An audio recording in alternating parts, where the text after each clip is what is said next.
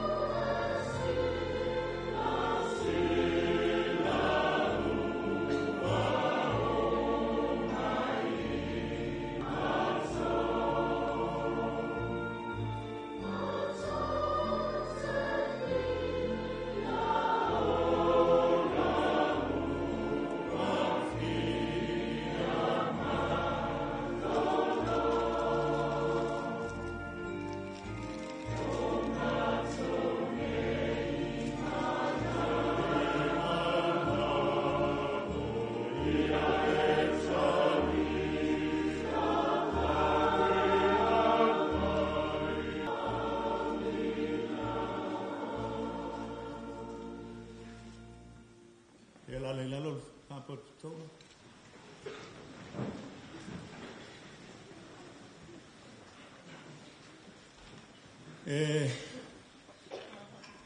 Mua no whātulou,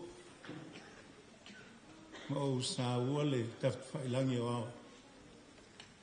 Awai, e le whaingofia le tātou wātapuia, ma le tapa au sili le langi. O te whātulou fōi, whātalo whātulu malo le tāpu inga, ua mwhai ona au ai mai le tātou sauninga whaala inga le nea fiafi. Pa ia whaatala le lei, o whainga loenga te tofi ele atua I sunga I whawhiangainga, o tau whalitua, ele ngatai New Zealand nei, ia ai whapea foi, so au auna mai Samoa, whaatala whaatu mālola, malanga mamau mai. Pa ia foi whale atunu I tupu mtamali, o tula toa ma, Kalupolu whaila unga ma, kalupolu a tofinga, e mes foi upa I ainga, whaasino I eilu tātou tina, tātou poto mai whamawai. E wale suo, mali e toa le tamwhas, te pau whaasina, fia foile, to e tau whanua mahalo mali e toa, tau whitalenga lau pā, le tangata fōu ma upu ia te oe whalitolu. Ia, whapea fōu I le, e whio aso mua matama. Sātu u ma le whonga le ala taua, ma le lua tu la whale. Ia, ma le mamalu le whalitolu. Ma lole, so I whomnuia. O pa ia foi o mai, apelo tanto e kalisia. E me se samo o pot fantano fantu le sua faman malo tanto ali o Yesu. E o mai se o tanto ai le tapo inga I le tua. Ile na F.K.S. O le tangata e pei o le mutia o naso, e pei o le funga o le vao. Whapea ona funga mai o ia, ua aangi mai ele matangi o na le aile o ia. A le lofa o le atua mai le vavau lea. E o lava I le whapavau. Ia tātou titana. Le atua se siri e se, mātou te langona whātasi le fia e o mai le neia fiafi e se. Tau tau lau suafa wa o mātou tonu I lo alofa e whamaonu e tu maua e o le whamavau. Alo mana foi ma whai ei mea uma I liwina o le ata o le ote e whai matai ao le oli odi. Alo pongi sāra o le whano noa e whai ma malama o le fia I lau fio ma lau whaoltanga. O mātou wāla au se I elofa. Whaali mai mo I mātou e ala I le nei. Sauninga o mātou whai. E ala I le pai mai o lau lavanga. Ia mawailo mātou mawhanwhana. A vea whailo mātou whalongo I mori mau. Mau a fionga fola e tupu ailo mātou whatuatua. Mātou te fie o whoina tuaile nei lotu whale aina. E whai ma vi inga o lau swafa. E ala ia Yesu le mātou tita. Amen. O le vi ingo le tu e lua tātou te pesei. Lua le vi ingo le tu.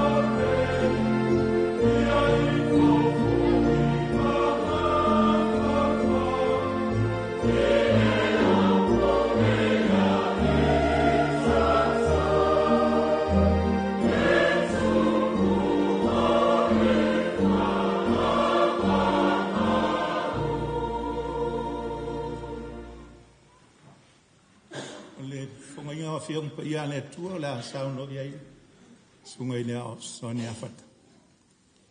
Sunga ile o ia afata mafutanga.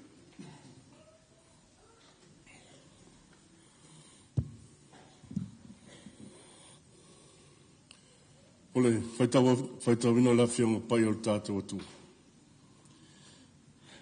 Mai whenga inga tuai, o mamaile lau tusa salamu alon matau pa se lau maritolu.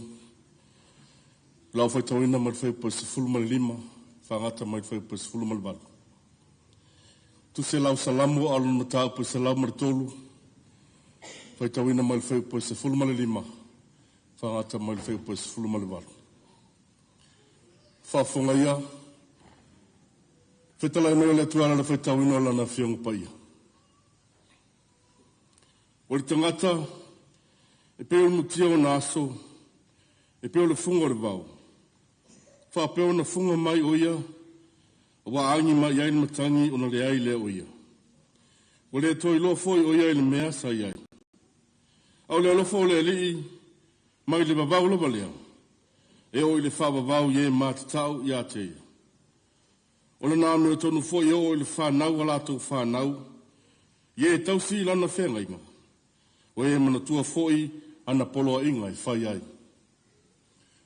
Mai le whenga inga fau. O mo mai lea, e tusi mua mua a pe teru, a lona matau pu mua mua. O te whaitawina fo i mai whai upo e tolu, e whangata mai le whai upo e iwa.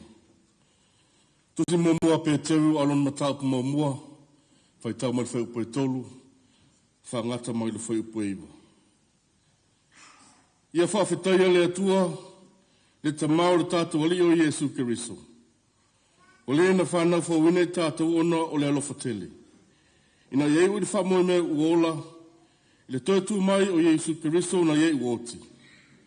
Iei ui le tofi e le pala, i le aise leanga o iai. I le mamai lava, o lo teu le langi mo outou. O e o le uina le mana o le atua, i le whātua tua, i le ui le whaoratanga o saunia. E whaalia mai i ona po e ngata ai. O le au o outou le oli ai, i ui lava ona whanoa noa o outou ina yasu nei. I tofa tofonga ese. O le tofa foi o lo tau whatua tua, e sili o nā ngā i le auro e whaumatia. E ui lava ina tofa foina i le afi, e avea ma mea i uai i le viinga. Mana mamalu, mana manuia pe a whaalia mai ia Iesu Keriso. Tau te leilo atu o ia, au alo lofa i a te ia. E le o wa ai atu nei fo i a te ia. Au lo whatua tua i a te ia, tau te oli ai ma le fia e le matalatala ina. E sili ese lau. E mga fo i le iunga lo o tau whatua tua, o le whaaloina lea o tau anganga. Tau na ia wha malama mai nā tili, ma wha matalo loto ina pele nganga o le tua, upu a tātou whaitau, ma whalongolongo aini nea fiafi. Mai atu maua tukai pei a te ialo na lava vinga, na iau i whawavau lava. Amen. Pese usau ni el, tanto au whai pese mai Holy Cross.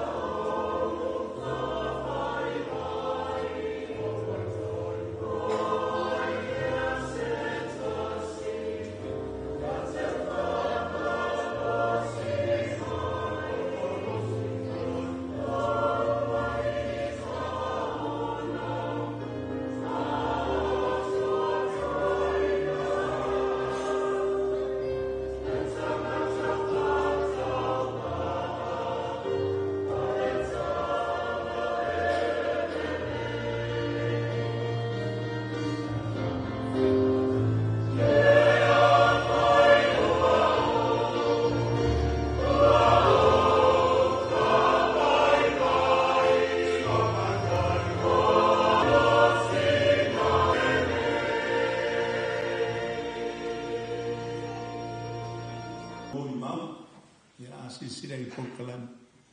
Ia tele hatatou mo le mau. Ia whaelangai mai luma. Le iane whawhaingo fie ngā solo mai o tātou mo le mau. So ni ai. Ia whetau I mo le tātou malos. Ia wae le a whaina o tau nea te levo.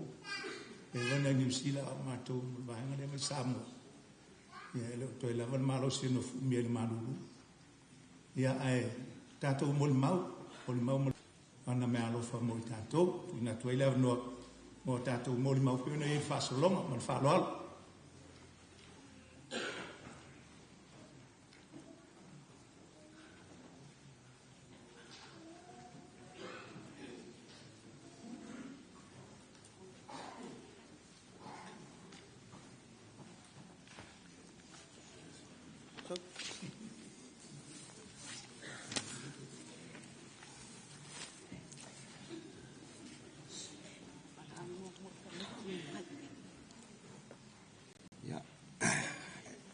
Ni kai me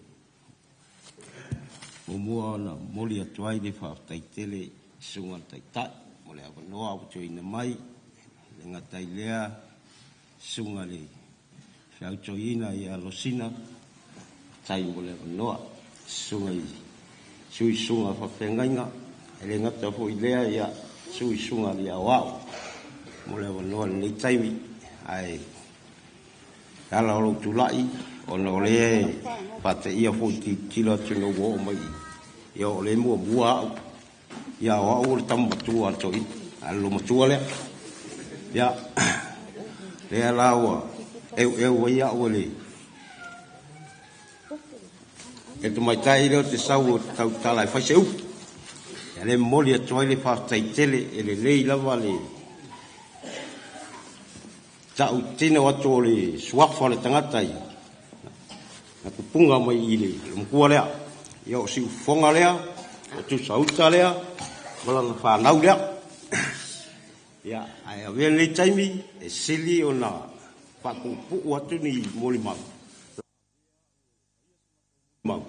lea ngā leo te whalongolongo tu le taitai ia e le ia kako o le vang whali ariwa I ngei ia ke arofa ko sunga whewhenga ngai o mai Samoa ia ai Sikamai mo mau pupu a le mafutanga ma lo mokua lea kalungu kaungu ma New Zealand ngai. Lo mokua lea nga au mbaya o New Zealand. Mo le kai lea. Ma kaungu mo le afei wa se lawi walima ya faile ma ngofo ni. Ya ole lo mokua lea o ke alu fainga luenga. Au e kaungu mai ya langkam makua lea lai fa muri mai Samoa. Just kai mio ke whinga luenga ke manga wa mai. Ma mau la wala wa kai miu mo kai miu. La wala whinga luenga fa ma mai lu mo kuan. Ta ke yu ke lua ko su e la wala whinga luenga he mai sau I le ngau fali le. O inga ngo lo ayo. Le ai mongiro le lo fo lo mo kuan le ya. Ta hulanga mongiro lo fo lang kamale. Ya a ngai la kai. E siringu fa puku. Aole a fai aku suma ko pese la kiki ya walo fai finga malanga le lum tuale ya ai fa funga mai se a kong ho I fa funga ila u ma ko fai pese a kong ka wanga wo ya le leo le ore e kai mingi ya usuta ko pese wa o vivi ma fa te sai Yesu lo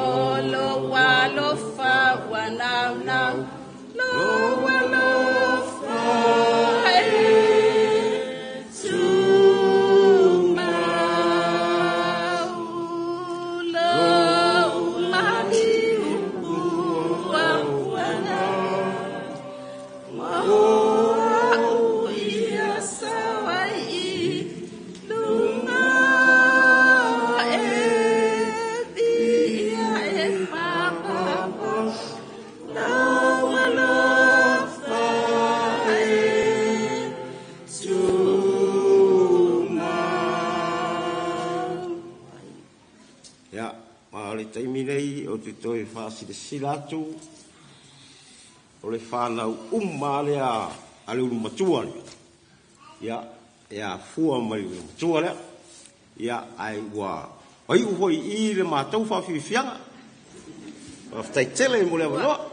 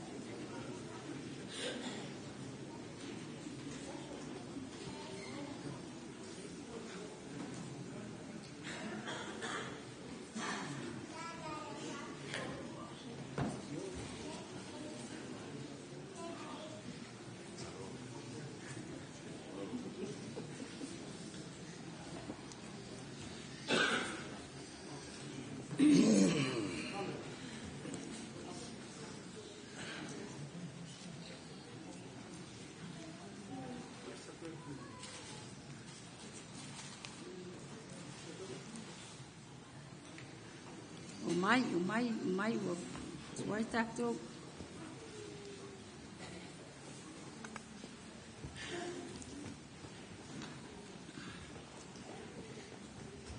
Ia e mua na whatalo whāti lau sunga taita. Le ngata fo I lea o au whainga wenga pa I a lea tua. Wa au auna nea fiafi. Ia mai o le longa tolu nei o le whanau.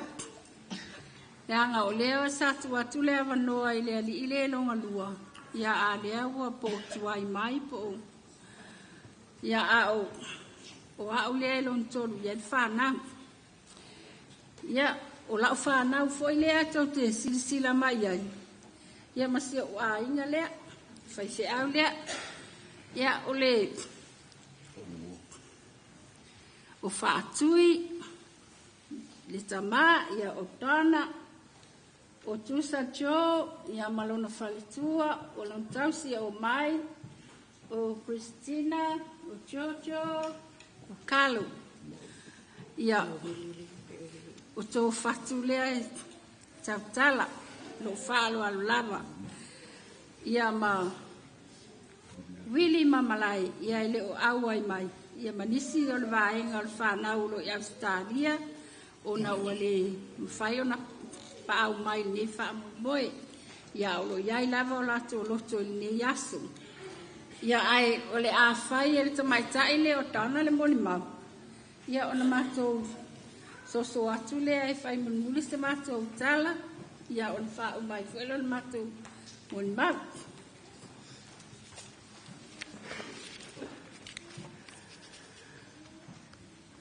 o te moa I wha atu lo wil wha ata whaal man pa I o le atua. I le susu o le tai le saunginga. Tai ngangi le awhenga lueng pa I o le atua. Wha atu lo in man mawalunga.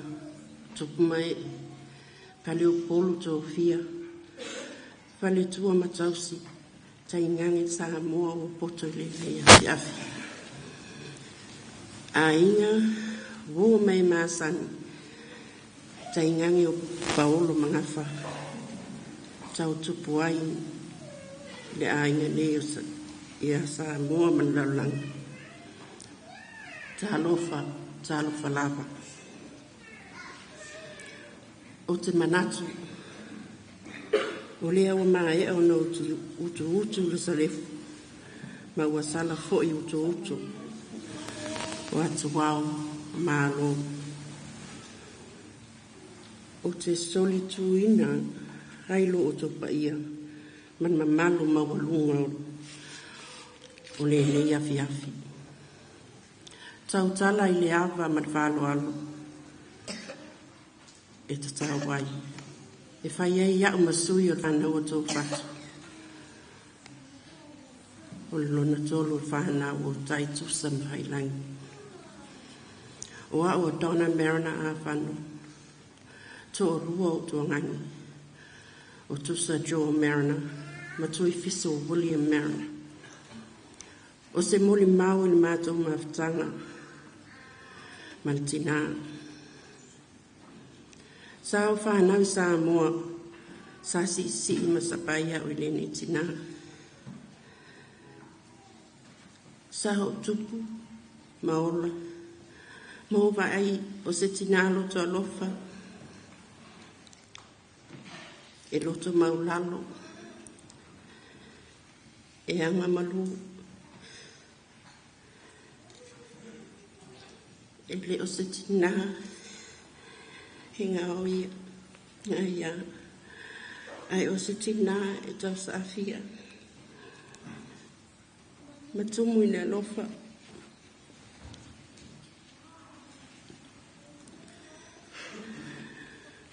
o me fai lea o le taimi e wala au wai e lona matai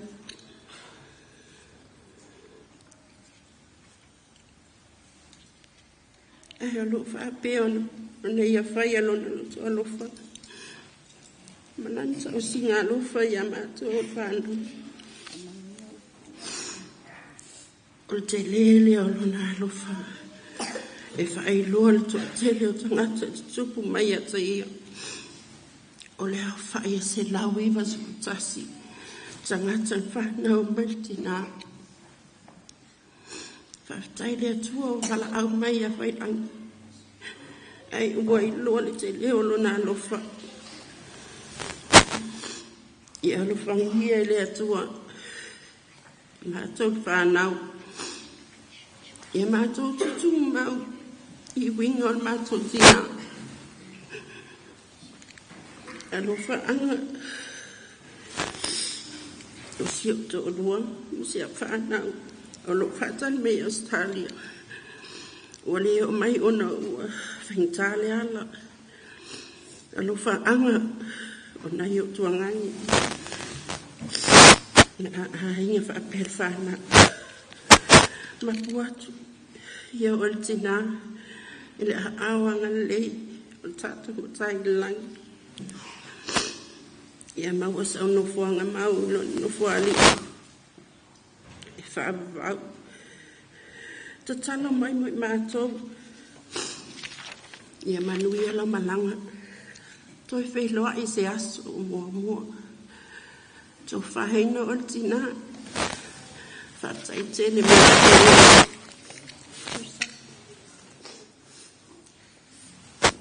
ia o au whaile umise tala paua le tala o te whawhitai le atua ona le tina na whanau wao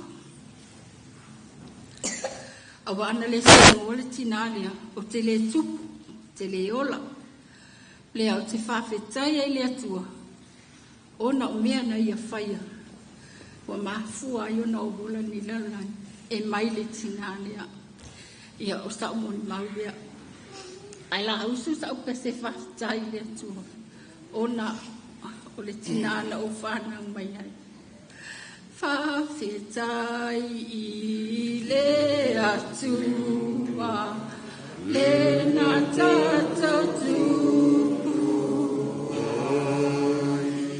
ina wala no whafua ia te tātou mane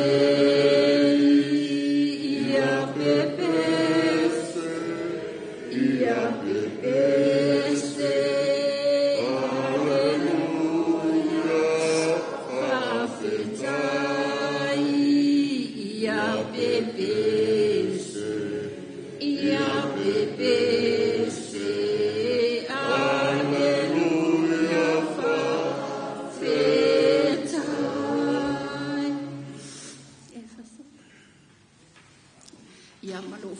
alo lava manuia tatou mafutanga whaftai o le avanoa.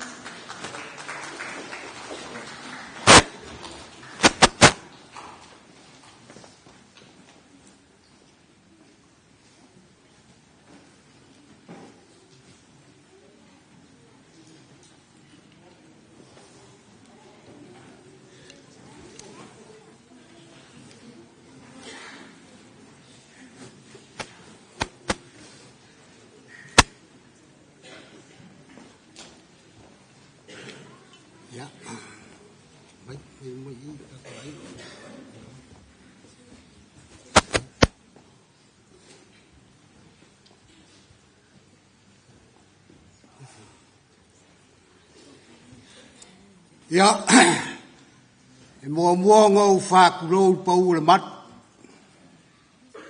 Maru pa ia o le akua.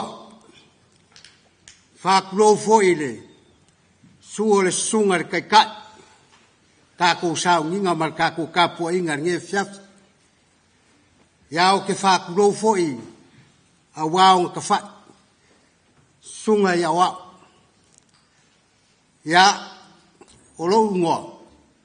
O se wau, tu matala, tu pai. O lea ua, o re kai mele mako mo le mau, o le longo wharinge o le whanga o le lo makua lea. Se whai asinga mo le mau le kiti, le mako mafukanga ma le kinga lea. E pea o le kala i le anga, i le kala whasa mua foi, le makua mua e upo opo i lang koroai. Mai le vai kai mingo soifua mai ai. Ao soifua le fai fe au le mako ngu. E ngoi asa sai. Ngā vai kau. Wha solo mai ia kau. Ke role nal kai mai le. Sungai le. Ia whafkai. Ole ki ngā lea. O ke manga kua asoi. E le kai misi ki ngā le mal maka mā. I ko ngā i fo ia sa whi au. Whai kongo whale o whawhia ngainga. Ia sa o ma. O le amior ki ngā lea. Ai loa mako ki ngā ua le. Ai se mea whai se ngā i o le lako ngā. O ngā sau loa le whai mai a kia. Soli. O le ale kongo o e le se mai ngā i o le ko ngā i kaya. Wa ai pe yese peng sing yo le mori. Awai kai minga o lai o la sa mori pe singi mori ku. Wa ai po yese peng sing yo le mori. Ai o mai e o mous. Le ngofo mai o uso laike. O sa ili mai se mea. Awali nga yo le mako nga i le sa. O le winga ora ukala. O se ki ngā lofai le moi. Po le ale lewa le po alu le mako faiva le vai. Awai le aia se si o le mako umal mako i kuma alosi umue ngake maua lo faiva le vai. Mea le lama. Lama ula la makunga. Upumongi ya. O lo faiva ngai le vai. O le lo makua lea. E pe ngo fai ako e le moe le lewa le po. E ngofo ama le mori ku. E ae mai se mako faiva. O la e sau fai le uro le kai ngamu. Ao soifua le mako kama. Awa umanga whaavevela le ski poki lau mori. Ma se whalai pankeke. E whaakari a koe le mako whaiva. O le kaimia lea e langa, e le whaapusa le lomo kua lea. A whaia e mele mako whaiva po le kāle koru po le whaare wawea. Ke longa e lofo le, i lo whaakai kena muri a kia ua whaiva ya soi. Wa kasi lea o ke longa le foi fia ai le kunga ma le ula i ngaso. Eo. O le kaimia le ngā e ala le lo makua le lunga langa lo le whaapusa. E ki ngā le mako vai o le fkoa mako wae mai le vai. Ai whai al whaapusa. A kangola le ki ngā le e lala mo le kunga. Se pe ia la ki ai le pusi. E ia la kari lau sua le pusi. Se kulou ale pau le mat. O nga fai valo filima ia. A kango foi la fai ai le ula. O le makua i mangongi o le whainga o le whai ai ula. O le o langa whawhai lele ka whawhai lele whangau. O le o langa ngake a mai ama mo moli mai i langa whangau. le awa onga. O le awa onga o le fai o le whakuainga. O le awa onga inga ia i loa e langa whangau, langa ngā luenga lai fai. Ia uange i ola whakae kai runga fo lele lang whangau, i ola whalolo. O se ki ngā fo ia kango e la langa le mele o le ia konga. So se koe ngā mea. O ke le loa se ki ngā kongo le marungi pe mowole o lima le mukuare. O longa whaiva lo filima. Le aua ai ma o ai ma ko unge il whangau. O ngā whaiva lo filima e apuki puki ai langa whangau. Inga ia kupu maola. Mai le ola, ma le lima ola o lo makua le po se o mako kinga. Le ango ka ngaka ngaku kupu mai lo makua le. Le ko akele o ka ngaka. O ia ilo ai le alofa o le akua. I langa foa i ki ngā lea marikama. O ola ang whangau.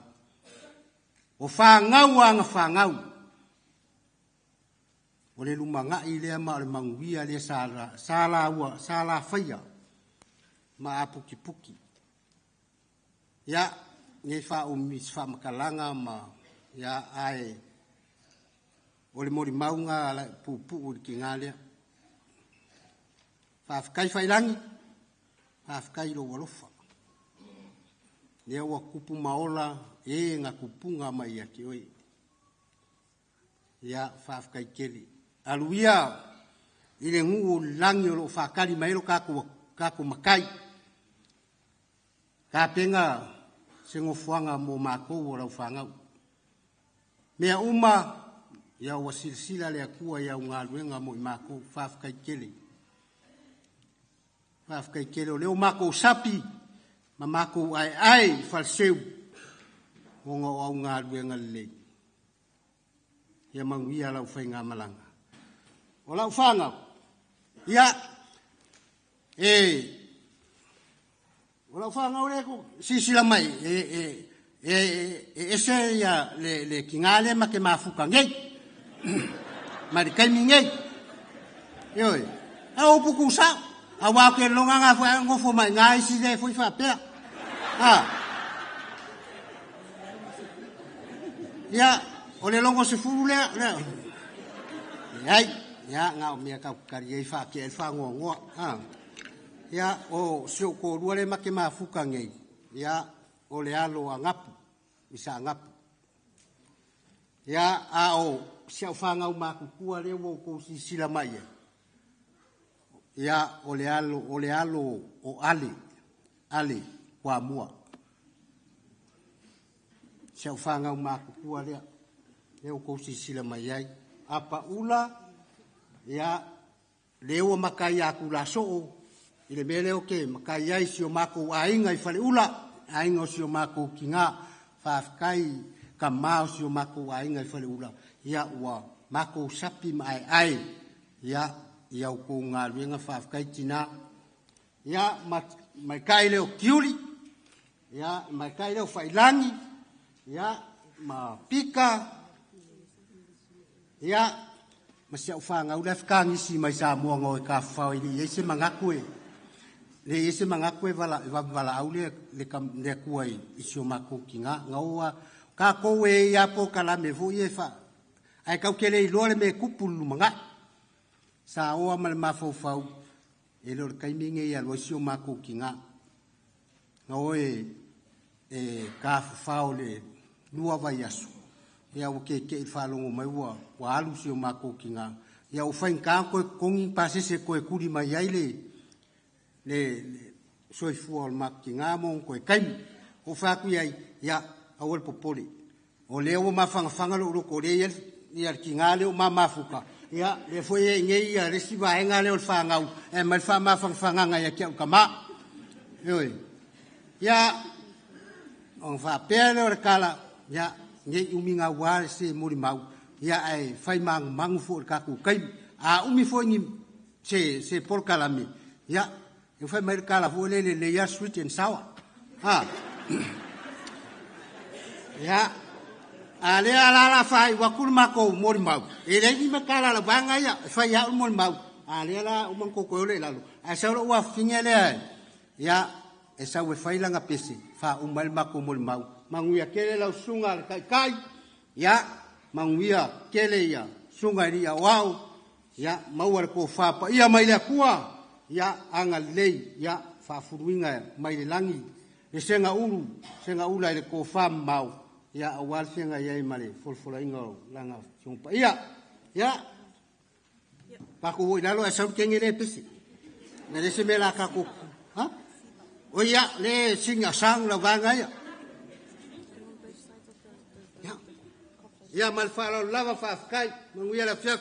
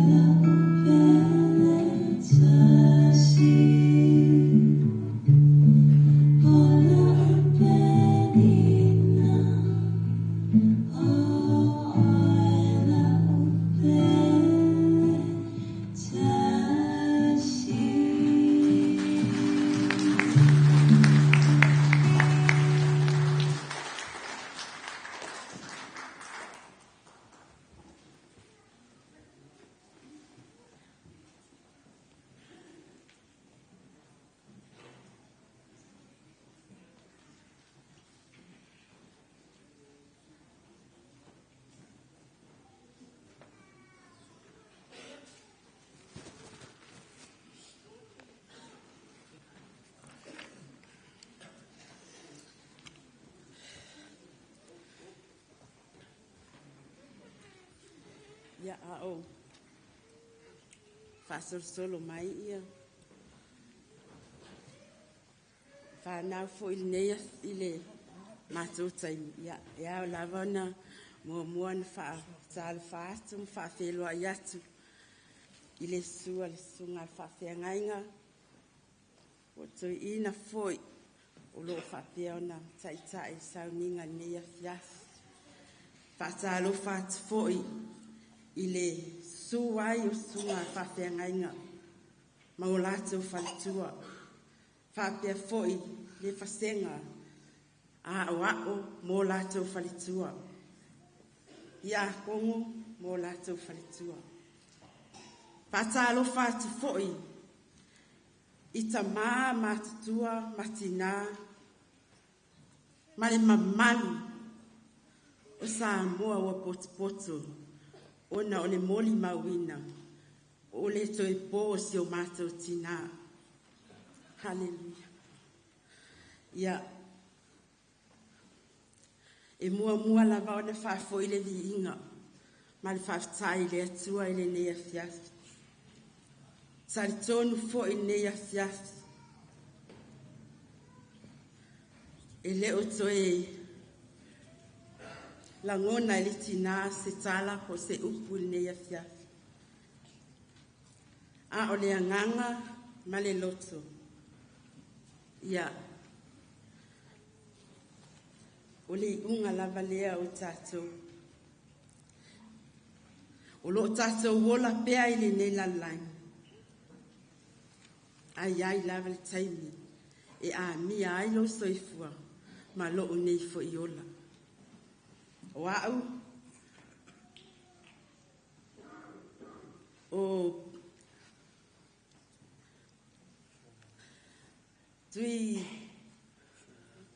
so malo o te matai mai whale ulai le aingo lo tina. O stia o whanau le mātou te tua tulunga i. E toa lima la o whanau. O heni so o malo. O lana, o lona toa lua o moana.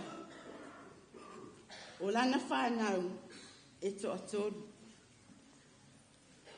O Felice o le pepe. O lona toa lua. Ia, lea o tau wā aima. Tau sila mai foi. Ia, o lea i tūla i atu i. Ia, o Carol. E toa tasi la veli teimi. Ia, e toa lua foi. Tiana whanau. Ele umi se moli mau, ona e lofa foi ma, popoe foi. Wa, malulu foi le tau, ona e lofa atu, sunga whawhenga inga whapea foi le malu tato marta. Se fai sautala. O le tina wa lai ona tato mafuta i nea fiasi. O se tina i sili o nā alofa. Anga malu. Loto maulano. O ia foi o se tina. E le iloa pe tali atu. I le tamā pe a whapea. E misa ma le tamā a o soifua mai si o mātou tamā. E tingana vaona mamafa se upu, se tala, a se o mātou tamā, se o mātou tina. E le ai lava ma se tala.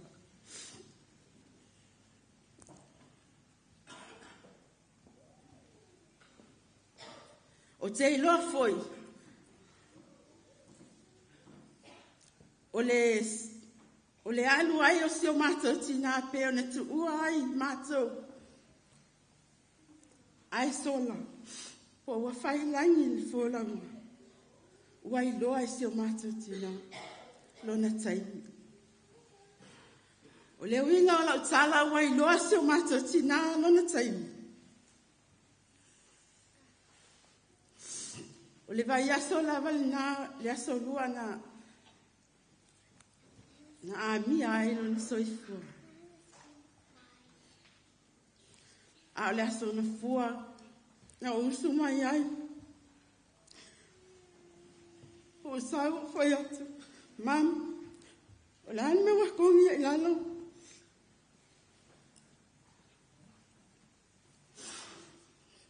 Ia o palangi teke e waku foi le malu o le atua ma le whaafonga anga nesia. A lantali e te au. Po fialu. Po fialu. Vai atu. E te alu I fia le te no foi no fali. Fai mai, ai. Po fialu. Po fialu ta. O le tala alea. I matatali ea ia. Ma le uso ia sa.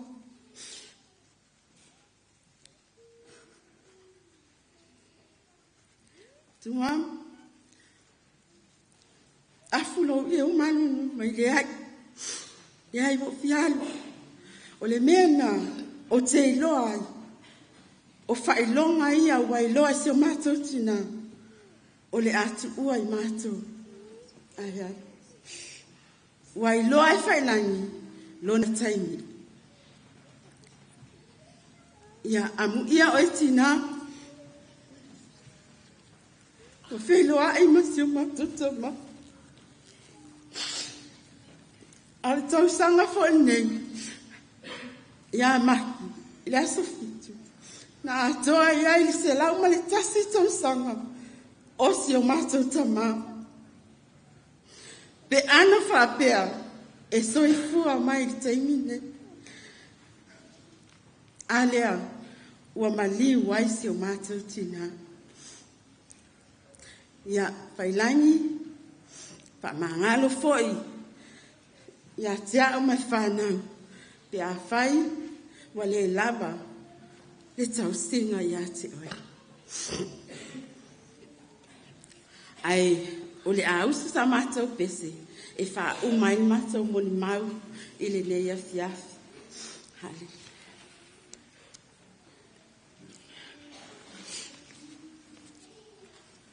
Aso so le vasa o leo so Maua whaia ina I le wha vai vai. Ma whau whau I mea e te manu iai. E te o fotele ai ma wha whetai.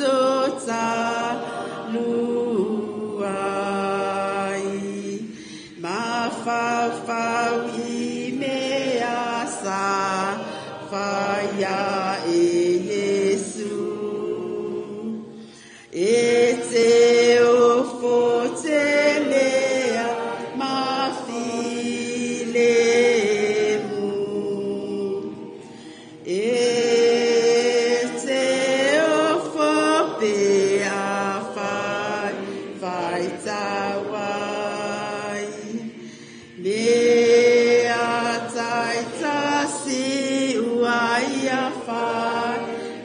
ai mo mea ua whaia e Yesu mo e te o fotelea ma wha te tai. Ia Failagi ia mua sauni se no fuanga mo la whanau o te taitonu foi o le angalo atu ia o fōlinga ma lo tino ia i mātou a o laua o a onga ma upu ma le lua whatonunga ia i mātou o le atu mau ia o mātou loto tu mau ia o mātou loto o le a mātou whaia e tusa ma le awa inga i su wafa Yesu amene.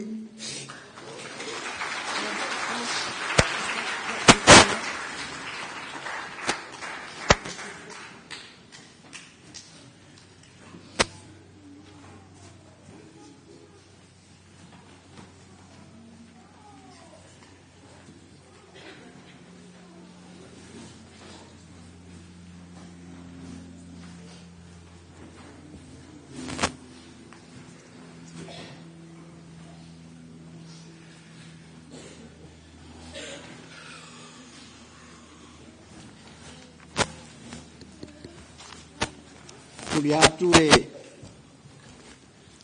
Papatoetoe sunga le e whautu ina marolo pensione mo le manoa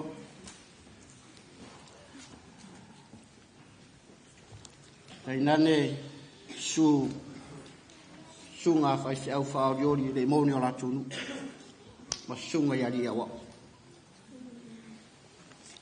pa yo sa mua ere to yo e sautala ango sa mo tu mau o le whawawau. Tātou te whiwa sangole e tu maua. O au. O le ronga ono rea. O le whanau. O lo ungoa. Sa whaingoa ia o lo tamā. O Uta'i Tusa. Tau enga. Mo lo tina o Failagi. O a pelu.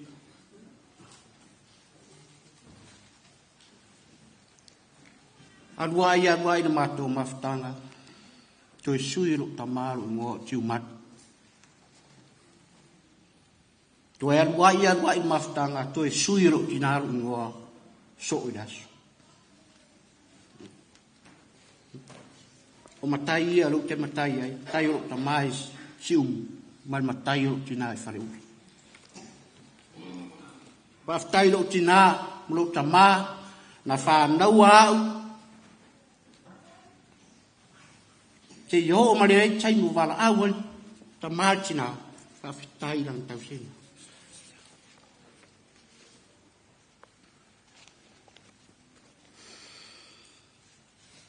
Wa. O te sau fa li ro tina. Au fa ta otoria.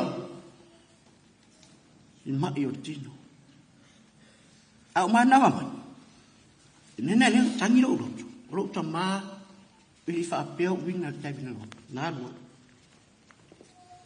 au tina o chat vina le fa di fa ata ai ai le mela ya fi mai tu tonu ile upo lo tina to ana fa di to anga fa di le la wa ta lo fai Wale se tina masta ma tua yai. E arwi ngā ruenga foi mai pe e fe falo tu fine mal to rua lo nafa matina. O ia we. Wale se tina pe yo mai mo yai.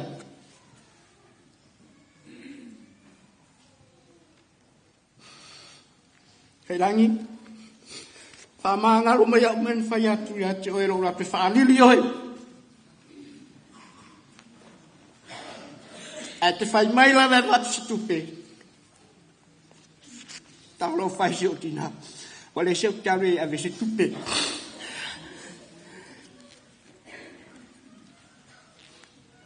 A wan fo te fa ngota. Tale tala o fe pe tala o pe. Te mua ua fero tina. Fei tu se ia tali lang sua.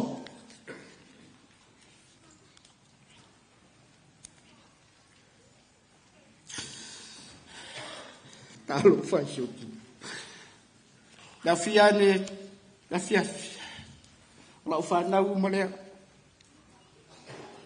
E se foro la totina. Ne moia. E to afitu I latou na tupuna mai a teo nei. Le tamana whanau e lo tina le ta otomai. Polo tama. O tamai tina tupuna mai na whanau atu ia teo. To se fulu ma de lima. Tamaiti. O lava taunga. Whanau la haiti. Whanau la haiti ma whanau matutua.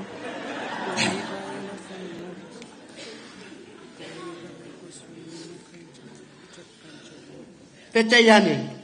Mātuere no foi ma le swafine lea. O le nua le whawhine lea. O le whastouta. O lon tamā.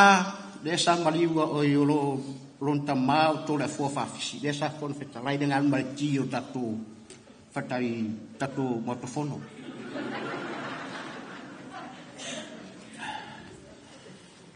Ia, mau aile o whanau le tō rua.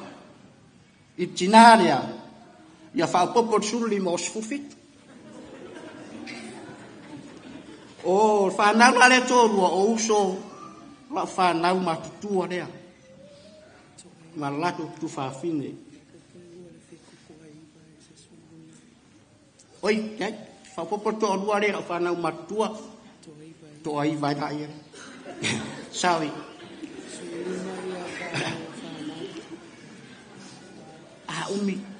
Umi fo sau ni nga koe pauare le matutano atu matutina. A fai fo te maura suka ia rawa avanua tua tatoho university. Failagi. Era fa.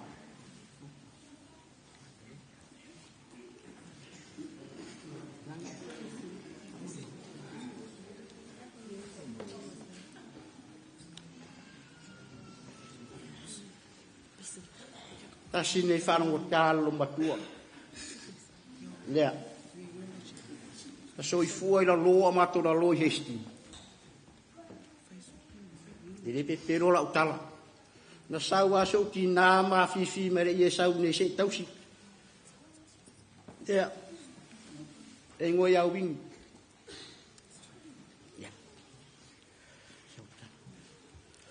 Atalo whātulu pa ia me malu a tato mafuta le ni tai au. Ia, sa tala no atu siot tamau lo ingoa wini. O tulai le ni tai au whai so muli mau pupu ul mama whatanga ma siot grama le ta otu mai I. Ia, si tala lo grama o si grama alofa tele. Le mama whatanga le Sio grama, so se mea e ole atu ai, whai male loto, malona loto atoa, ia grama, a whai ua e sise, mātol whanau le tātou mawhtanga, a mānganu mai mātol whanau, ia le nāsi moli mapupu ue le sofe Yesu,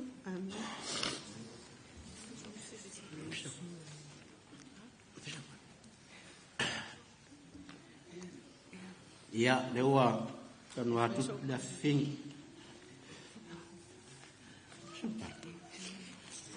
O tamai kiuma ia taunu mai o tama, ma le tina, mai Samoa. Ai ni taunu mai nisi o uso mo tu whawhin. Ma whanau. Le mo ni mau whaltua. Le foi mo ni mau whanau. sasa ni ilo tamara whanau. E tangi lo tina. O te tano fusi fona la whanau. E whamelo tamaya o ngāre sasa. E matua e. O sui lora.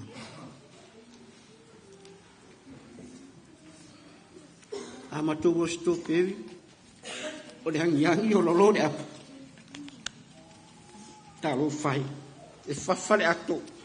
Leu tōru ato le tau le apu. O nora, tau ma whai a tīnai. Tau whai a tīnai. Nisi. O so matu whawhini. A aru foi tolo stopewi. Ele mai. Ele sau tau pipero. E ita pe a sau mako kiro. Au le a toa. Wa ve ese me wenga ie fa pito ila lot kangaka. A ve ese numela. Failagi Uta'i. Ye lo po uro feru ai mata ina nga a. Ale mo ke stangi se kuralo ngai. Ia mua sa iri se no fuanga tatou te no fo fatasi ai. Failagi. Wala ite si batou te fa tua ye. Tau tangi ale no woti lo tina alo tama. Toa yo lo to. Pero tasa o. Tau no tangi. Lo tina. Wale ai masesi a toi mafafau. E se matua. Mafaianga uria. Talo fai. La ulupen malelele walelele ale no.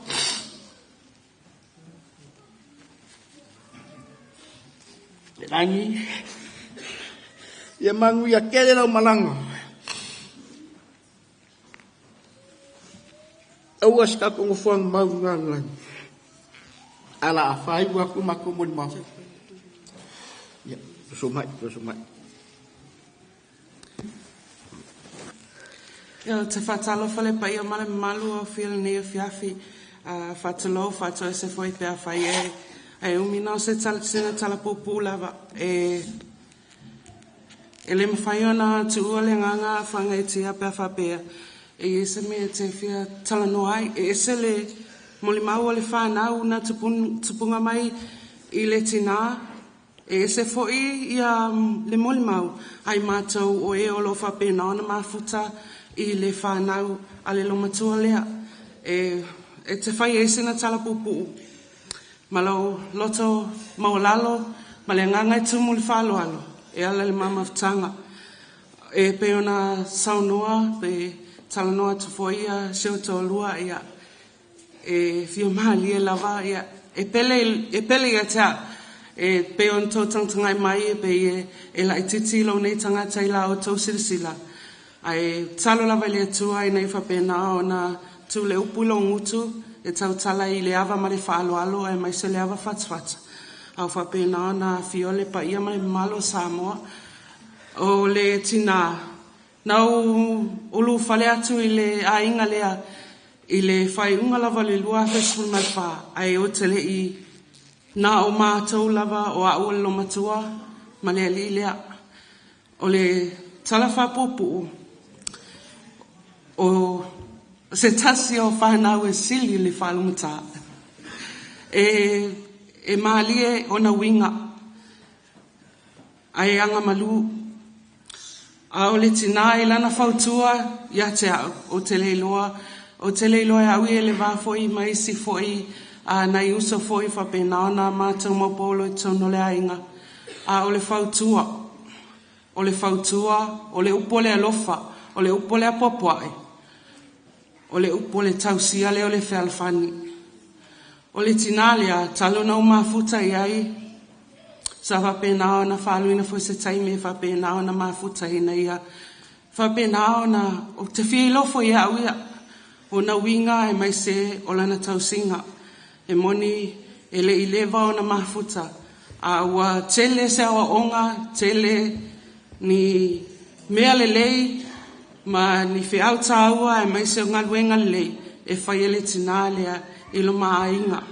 O le whautua, o le upo le tuspaia, o le upo le apopai, o le upu e whapena o na whausia ai mai atu mau e le ainga e maise. O le whautua pito sili lava o na whapena na whautua e le tina lea ia tea. O le whanau matua lea sentama. Whamaila na iau puia tea. A e lo whaile wā, ma lau whanau matua pe tusa, pe le i whanau mailo manawa. A e lo whaile wā, e whapena fwoi. O na draw le attention, a mai seo le loto tamaiti, e alo lo whai ma whaalo alo ia te oi. Ia, manuiala malanga mama, I'm trying my best, and I will always follow e tele o whautuanga e mai seo le lapatainga mua au e mai seo le maainga. Ia manuiala malanga, lo fase tato ainga e mai seo ia manuiala ni ia fiafi, so afpele o Yesu. Amen. E la usu akun mako pese whai uen mako mun mau. Yesu e tau Tailo vai leva sapai ngata pea sole pea uile lumalea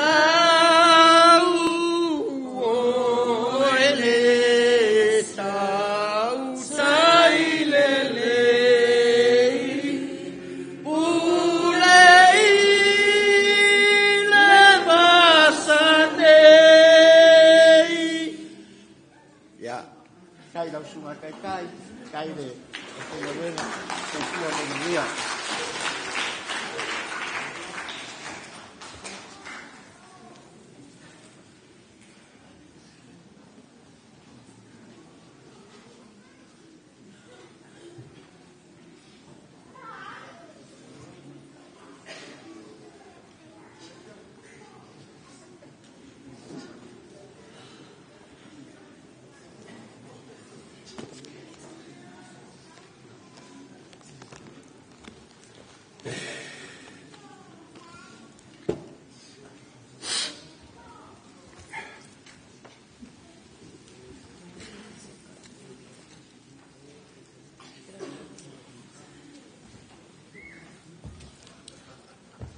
Ya, le mua lava ona whātala whātu lau sunga taitai.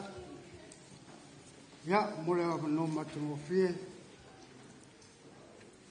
Wa whaiai ona mātou mai pasamon mau tina lea. Wa ia masama whangitao tātou a whiawhi ia la leo sama talanga. Se fai mo moala o molma. Nen tu atu le la whanau. Fai lo atu le la whanau. O awa e le umia. Pu ual fai no up.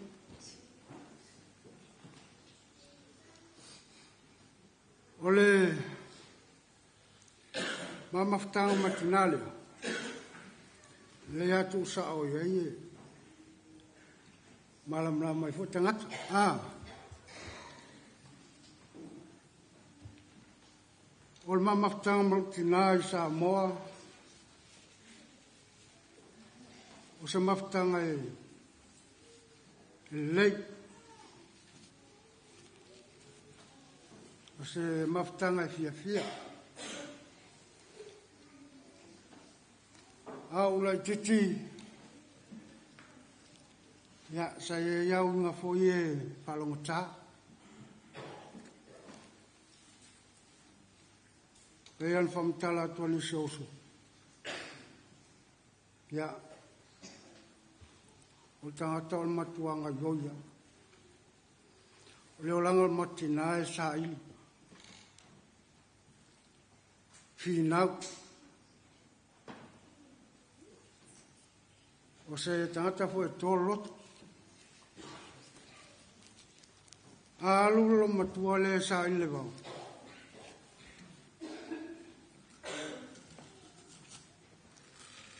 Le tai ona asa sailinga lam tuole suenga leufi. Ma te ayufi ai leufi vao hoie. Te mea mativa mali. Ia olanga lwengana lam tuole. Apu nau malo tina e li lua. Wale lo atumwa.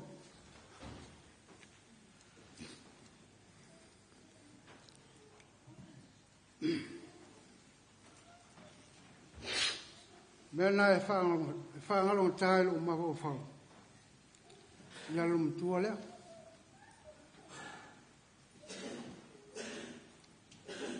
A sasa hoi au lo tamau. Te vai e tātua le puno lum tua lea lua. Pingi. Mena e se halo lo unau ia luma tua lea. Ono winga nga e loto mau lalo. E mata ata e alofa. Wai ata suo tui. E ave failagi.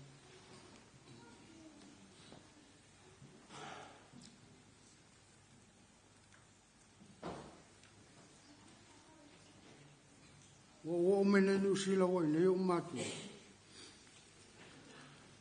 Ele foi so tōrua. Te mina nau te talavo. O saule Ivon nau maia. Lo to finelea. Ele loa. Fa peata i te atu sau ta whau. Ea te loa o mana whai. Sunga whatua ia o mea no whomau. No sawala fa piau ia ina o sa oto ia. Au te ia fai meo o fatua. Oi mam na male ua te le toi fo isa. Taimina o whalonga tule. Wo o manenu sila o whalonga ngalole. O lo whalonga tai samu. Ia ngata samu aunei. E vave ina e oti. Au to e whai ala wa min whai samu. Au sta in whalong. Pela e alo e lo maho whau winga opule. In tinale.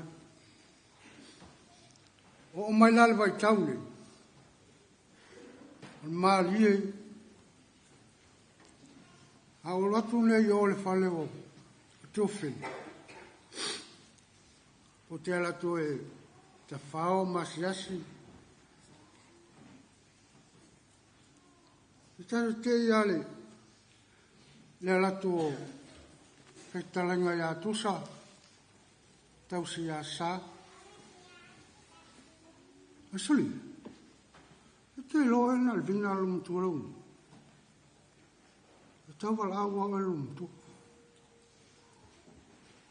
O te le taton wina le opa. O le siva yaso. Ata maya ele mau. O te latu foia fai mai foi alo to fine. A fo. O te vala au foi o le lomtua. Al vala au lomatua. Solo. So mai ton nala ayo le mai.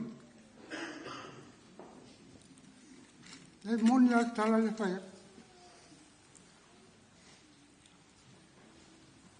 O nala le o mai ia mo mitinga lo tua le. Ia tia. O tele ta e am na tu malangono o som tu fa fino o mai. Nai o le na tu po al fal mai. Me sa ye lo tua. Vili atu ia tu fino ia sa o fino vena. Ia male tina a four so lo wa ilo mtu al falma atwa so lo wa ilo mtu al falma tele popole me whainga wenga ma. Tia. Lokale. Whale a usau. Ia lawa I whal mailu mtua le. Nano whai atu alo tu whine. Vili. Tano e vili telefoni. Tu mai tia.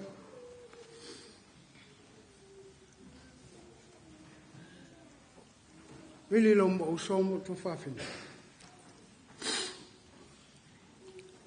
A lau te tua iau ta whalo mtua leo. Whai atu tina, ma, a whalo I se meu se. Pa mangalo. Aolo e ola. Pa mangalo. Wanyo se ati oi. Pa mangalo lo tangata. Male whanau. Maltina. Lea se tau singa. Lea wa uma se. Lo se sila fonga le tua lang. Fa penana o maia. E oli mal fia fia chao. Mal tolu mal whanau. Ai o maia o tuanane o tu whawhine ma moso. Ya, na Matafiaila na fia. Ya, ma mato whama vai to losi mato tina. O mato lupe o lele. Ele to e maua. Ele to iai fosi atania o fōringa. Ele isa si tato e awhiatu. Toto mai. Pai atu stala tal no mai. Ai whaftai. Tai ma. Wai alu. Ia aua. Fia o mai mātou la whana. Mea lea. Usom tu whawhine. Alum whanau. Whaftai. Tairo to tau singa tātou tina. Tai kelea, leo walu tātou tina. Ia malfia. Lo I lao to tau singa. Ia ele ngata ilea. O lea na au tu tonu ia I tau singa tātou tina. Tusa, sa. Haftai kele. E wai uli wa tausi. Wai uli wa tausi malau whanau. Mea lea, pangata mai a ise mātou whamtalang. Ai e whamania lea tua. Pa ia lea whia nei tu la fiaf. Ia mai se foi le sunga tai. Ia, ma lea nofoa pai whiau. O tato whatasi e ne whiaf. O lau whanau leo. Mai taile matua. Ia, pito ia. Ia lei tua. O tania le ngol mai taile au sofi lea. O whalong tasi sili lea.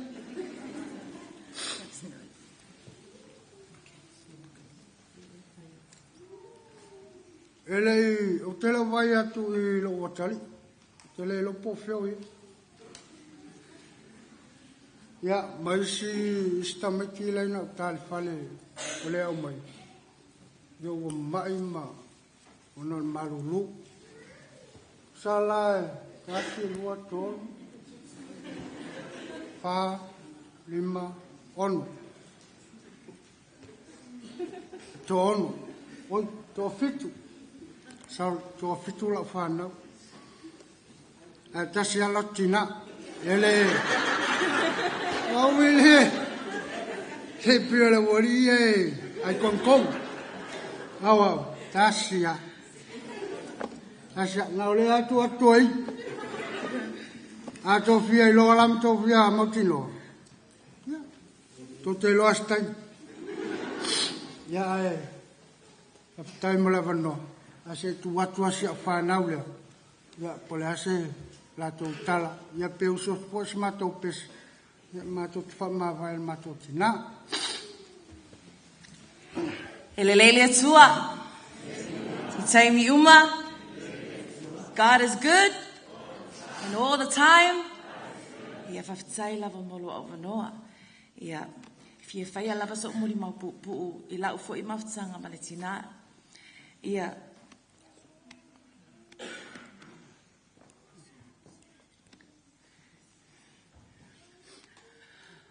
O te mafuta mai I te tonu matu ai. O se fulu au tauzanga. O le awhai mawha remix a kula o moli mau. Inga ia malamalama umai tu. Ke wai ingisi I ere o malamalama le whasa mua. So as a 10-year-old, when you're coming into a new family, there's two things. It's either going to be a good ride for you or it's going to be a very bad one. And I remember the first time when I came into the family and I met everyone, it was here in Mangere, Yangali Mangere. And I walked into the house and all my cousins were cleaning the house. And I walked in and my grandma welcomed me with open arms, and that was the first time I ever met her. She never made me pick up a broom. She took my hand, she made me sit down. From that day on, every single time I went to Mangele, I'd always sit down. I would never do a chore on me, for real. So, as my cousins are all sitting down here, I used to think I was the belly because I never done anything. All of them had to do it. The point of my molimau is this. My grandma loved me and my siblings as if we were hers. She never made us feel any different. She never treated us and made us feel like we weren't part of this family. My grandma would give me coins so randomly, and then hours later, I would hear my grandpa looking for his coins. Any little thing she used to have that she could give, she gave. Whether it be small or it be big, she gave it. When we went to the Angiangi as well, she was the first on the lines and the last. Our family, PhD Angiangi because of this lady over here. Not only in the Angiangi, but in terms of work, her work ethic, first to wake up, last to go to sleep. And I feel like because of that pathway, that is the reason why we are so blessed. That is the reason why I believe that my family, my cousins, we have the energy that we have today. It is because of the pathway that she had already paved for us. There's so many things that I want to speak about my grandma, but the one thing that she would always say to me when I see her, Sophie, alofa ko kama.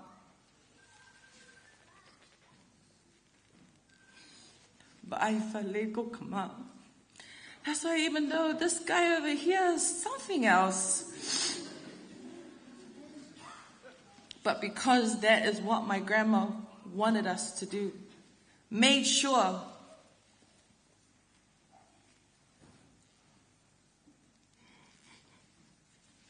there will be times that we barely come and see her. And then when we do finally come to see her sometimes, she'll be saying, "Go levon ko wo." And even though we went for many months, whenever we came back, she remembered who we were. Even in the times that she was sick, she still knew I was Sophie. She still spoke my name.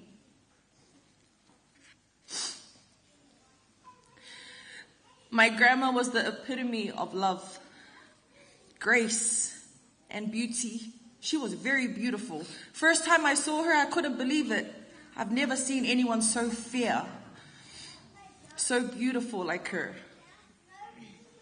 Even till her last breath, she remained that aura. Amen.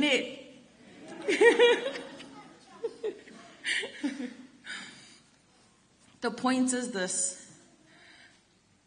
My grandma lived a good life. My grandma lived and she advised and she encouraged and she inspired till her last breath. She has left a massive hole in our family. But her lessons and her advice, her words, is something that will stay with us forever.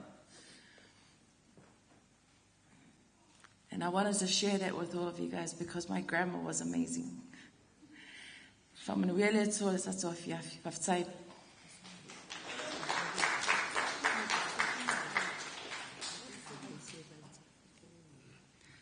Ape se vai tafe le fi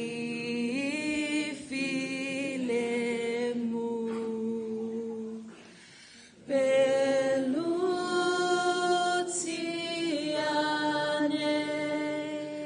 ile so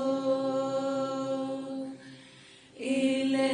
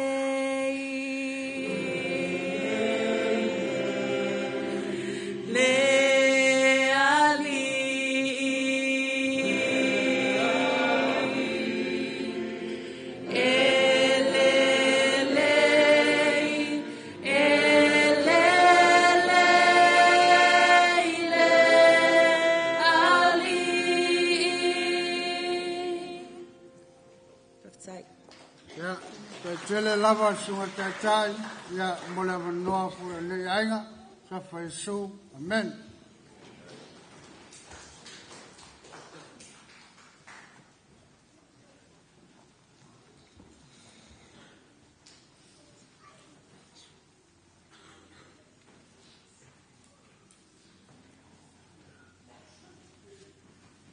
Tope mai tatu ainga fa mul.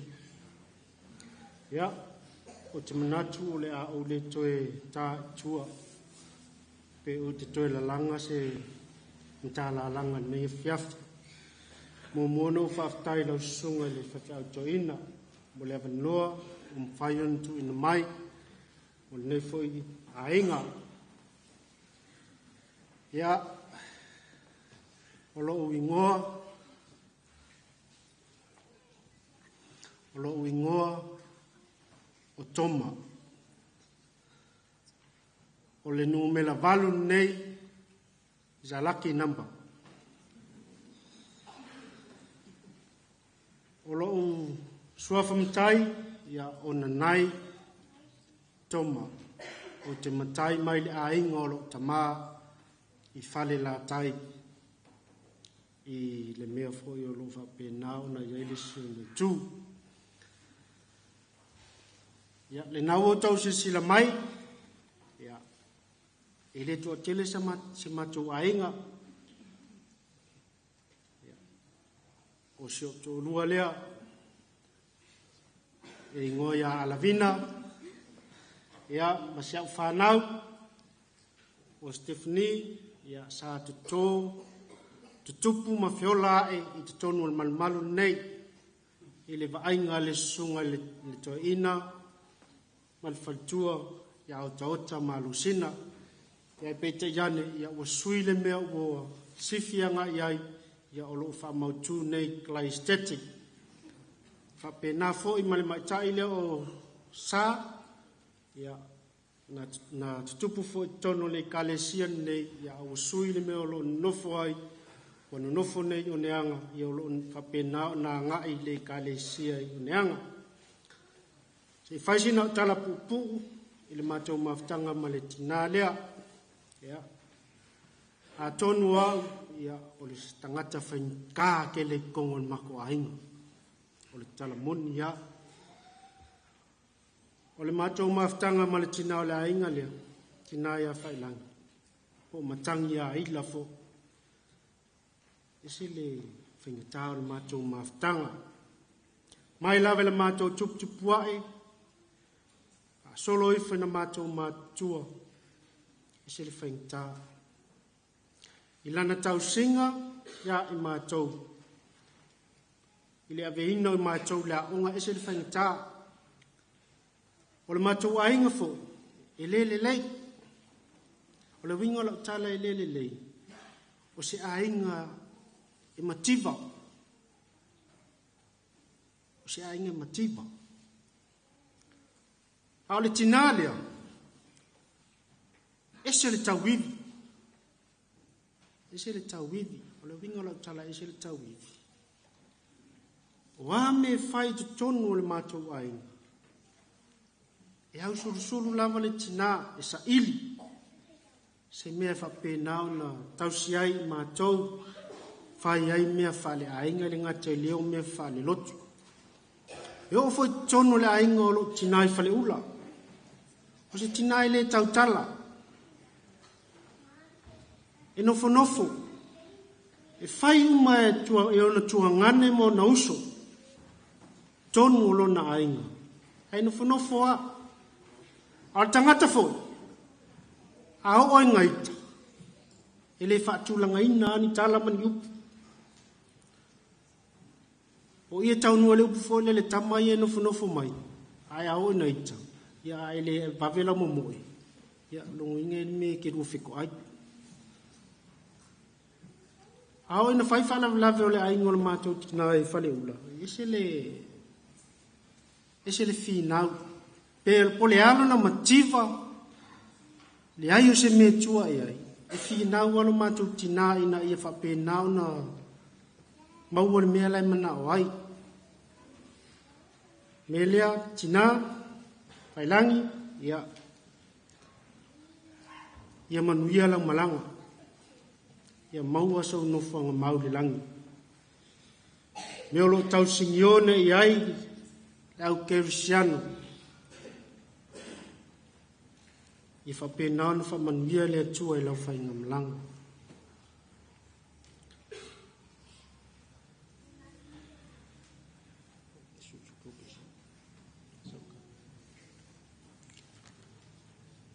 Mātou moni maua uma. E manu fo le taimi. A tonu lava e afa le valu peo na whaatulanga ina le pori kalame. Ia wa uma le tātou sauninga. Peo na tātou whaatulanga ina le pori kalame a le whanau o Failagi. Manu le taimi. Ai tele lava ni mea le lei e fia moni maua e mo le tina. Ai ni whai alofa wa vela le whala le au whai ngaluenga le atua.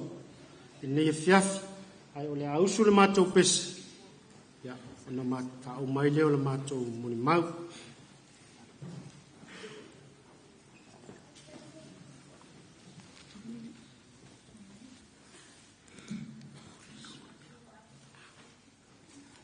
Ia. Tu Jehova ilo tatova.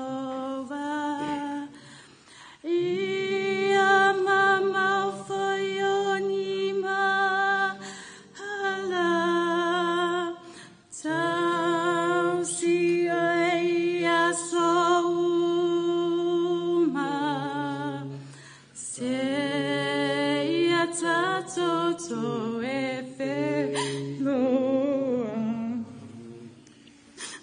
E.F.K.S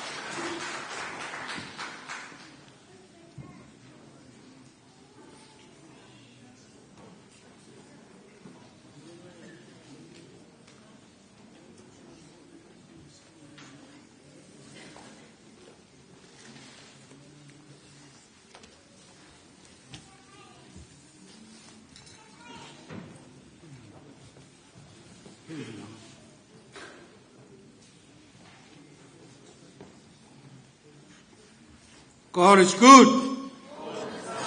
It's not this time.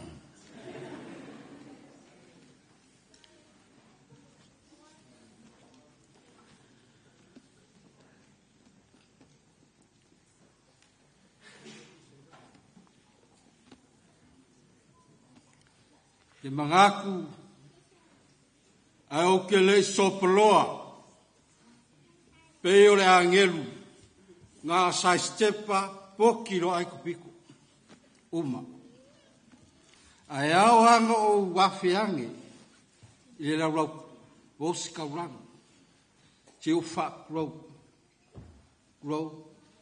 ngara o le aka oko i o kou sa kapu au i o kou paia la vea wa mai o ngā ufi ma popo malu lelei makapula ma vaenga kupula wa mai foi nga whakalangi ka ngafa ma whaia ma wheso ka ilungo maunga o ao ma papakulau o paia o ngei afiafi le ka oko le maunga le kua a waka maia la koke osi le upo le maunga le kua la koke momoli le anganga ki ngā lea i le ngu e ngalo ai mea. Haleluia. Ai maise o anganga lau ke usiangu e fia e ola ai fefe e oti. Ona whapea lea se i tau ma whaisina mori mau. O le upu moni a lea watu pone. O te lepo pole po ai o se sila inga ita i atea. E se fulu i tu laola mori mau, a le fai mai fai au. O le lau o tamu fai, o to oto mai vaina te tasi i o tō mamu lama. Langa o lau ngaluenga, na tausi nā lea. Ia, malana whanau rei. Lua afe, ma fei loa i manelo mtua le. Se ia o mai lea so, le lua tolu. Longa uinga. Lua se fulu lua kilisimasi. Lua se fulu lua aso mali. Ai lua se fulu tolu tinalea. Le le al maftanga io tonu sai se tau pai atu nei vaenga ia io tu o matua no mafuta mai ta mala mal tinale e ese fo i la titilo malawa ai i la titilo le soifanga le o matua e mau ai le lumana i o whanau i tukutuku mai matangata e whai atu oi na oi na ilo o langa whai to lua lana o lo ko lua mo mola ele fa pele ise kasi ko fa first and the last ever awa ke popole pule ko ki kia makai ole kam fai pe fa ia ile taimi e tali to ina ilana fanau e sasa fo ile to ina lana fanau artina e mili le lo matua. Wate mana tua tala le silo matua na fale ali o i lo matua le tule ai. Fai mai waso fa pene. E ta taua o nai titi se mea moni. Ai fa atele ia pepelo. E le pepelo raya. O mea moni. O le ngaluego al tinalea. E tano fa ngā me lana whanau. Ai fefele le tamau, o tamau e sauwa. Ai paualo le nata e fefele to ina. E loa le tusa, o le fale, e le to e pisa. La monia. Ina ua a feale a inga, e se whaamanuanga miliali. Wa umafo fausi a wala te uia le to ina. Ina ia o toi alu lau e kalesia no wola mai ai. No fa pai po le kalesia. Le sunga le fa whenga. Na whawina u le ngango le fa po ponga. Ioi, ai peitai. Le ma whaina we e se lo nganga lo e kalesia. Le e tutusa atua ta kako kapua iai. Ao le loto, ma le nganga rakangaka. E koe fo ia le mengo sa uai. Iai le aso no mafofau. So walu le toina. E o tele pepe. Uma lola lotu le afi o fa tai se lo fa angelu lo tusa. Ma lo le soifua. Amu ia lau sto fa le vai atu. E ma walunga lava le aus masina. Fa mele tala tusa o le ala u mena la fa. Fa mali atu. Wo uma na ma fa poi le kalesia. Ai pangalea. E le mawhaina wa selo wanganga i lo lo. Mai, le tala le toina. Wa i o le tali. O le mea na e pule ai oe. O le ala finga ngalo le tue tia uma le tinale. E o ala ua. Ai pule a o le me te alo. Terminalo o tua luha. Thank you, Lord. Thank you, Lord. Ai sea. Taldia le loto. Mai, alu oe. Ave. A or finga le tue mau. O mal termine. Ya, leo vala utina. Mal termine, o ma fai poi tu lo wan e kale si ele fa pe telefia sa u si stule o lo wanga. Lo. Ya, se fa wi la tiki la lo ke wa ko hi kamal fe fa u le le kia. A ke le popole, o ke le fe sis.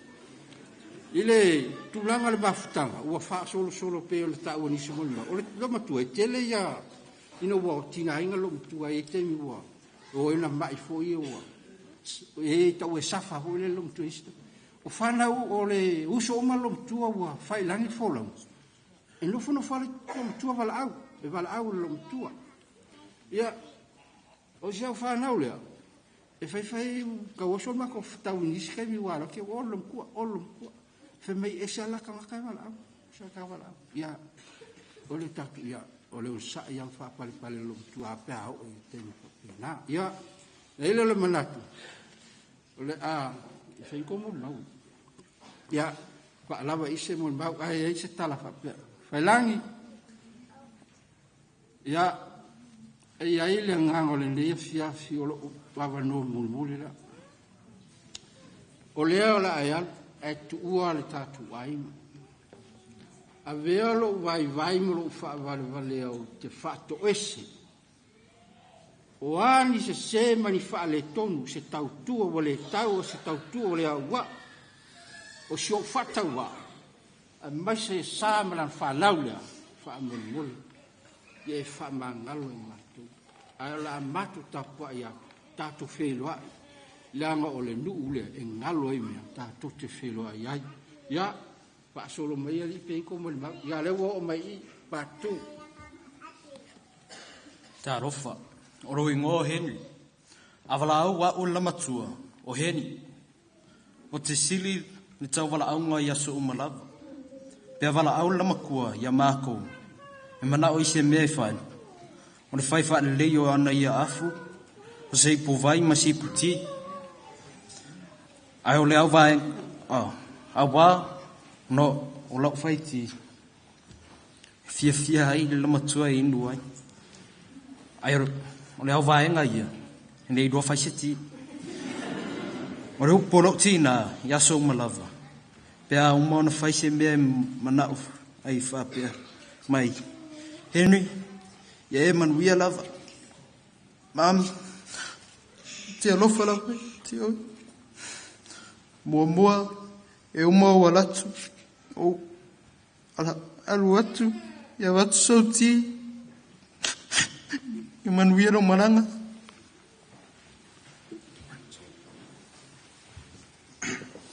so toxic te lo falawa loingo o Josefo a fasa mo o Joseph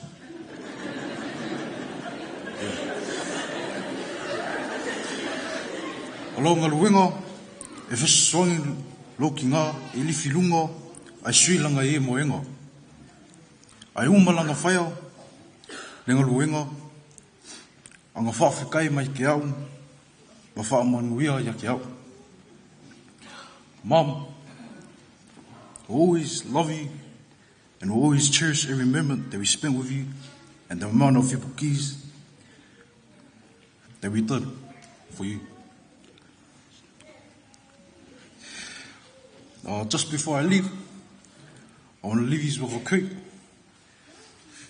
Life is not measured by the breaths we take, but by the numbers of moments that takes our breath away. See you next time.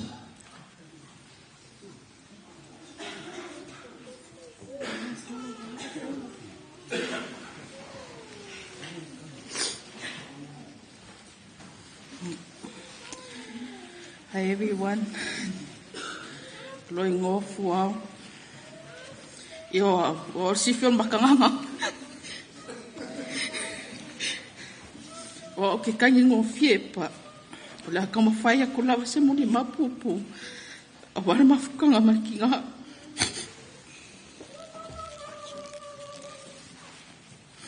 O au kalungo fanga mai. Sa ka sila lo makwe ki au ngo fanga mai. O pepe me. Sa fa fanga. Ya fai ngui ati au e o mani chemi ni mo mo le ola manosti.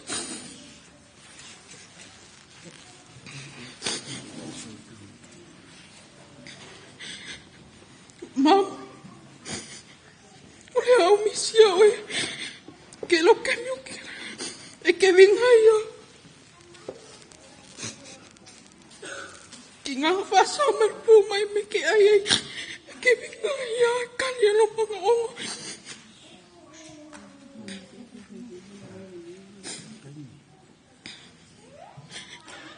Ole a misia foi, ole kaka, ole masangi ka ke kia. Ole ke me ke ngase ai. Mam. Lo memory ni amoe. Sa e anu. Sa e tia e matso. Ina so se fulu tasi e so se fulu lua la watu whanau. I will cherish every moment. Ke keo pēno whako. I tausanga oma. Lo ole se moni mau. Tight.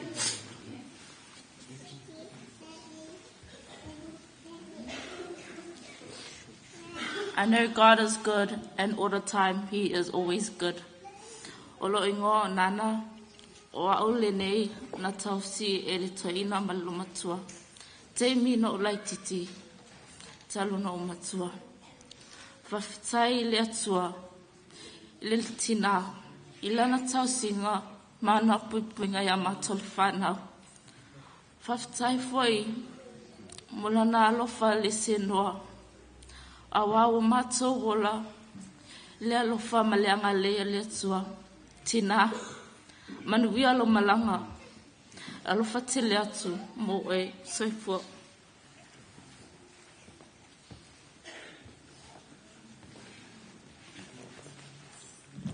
Ta alofa le apa e le nei tūra fiafi.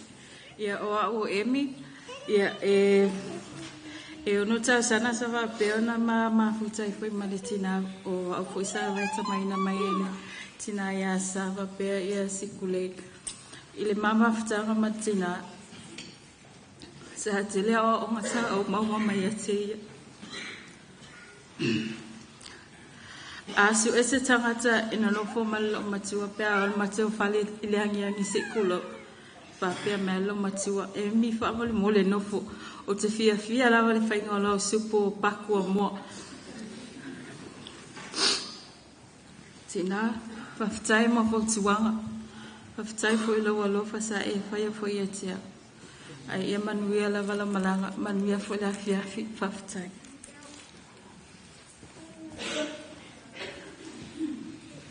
ia whatalo whahatu le suaka man malo Yesu Keriso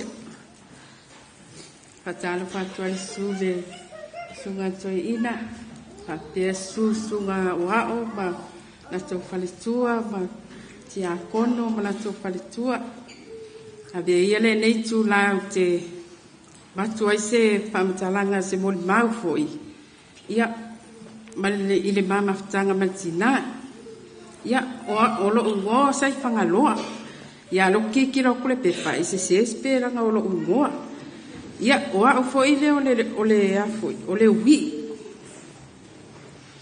o a ole wi o fa nga we ko ai vai pa nga o lo makua ia fa pe kai le di ilo lo ko ma fanga e mai an lo kele kia e uia nga ku el kingale de mama kanga ia au ke kalo ele di e bello kele lo ko o ke ku na ia le ngei ku na e fai a koe se mamu se voli mau fo e winga mama kanga ia wa loa fo e mama kanga malkinga ia fakai le ali o ngal mama kanga malkinga e kele ma inga mau ai o ia ma isuka o le koko mau alunga o le ma ifak e makua le ma fai nga ia nga kakali ki nga o ma inga fea ngai ma ia wai e peia e kawanga nga o lau whapeka kai maa ngai almon maua kakang mafuka malo makua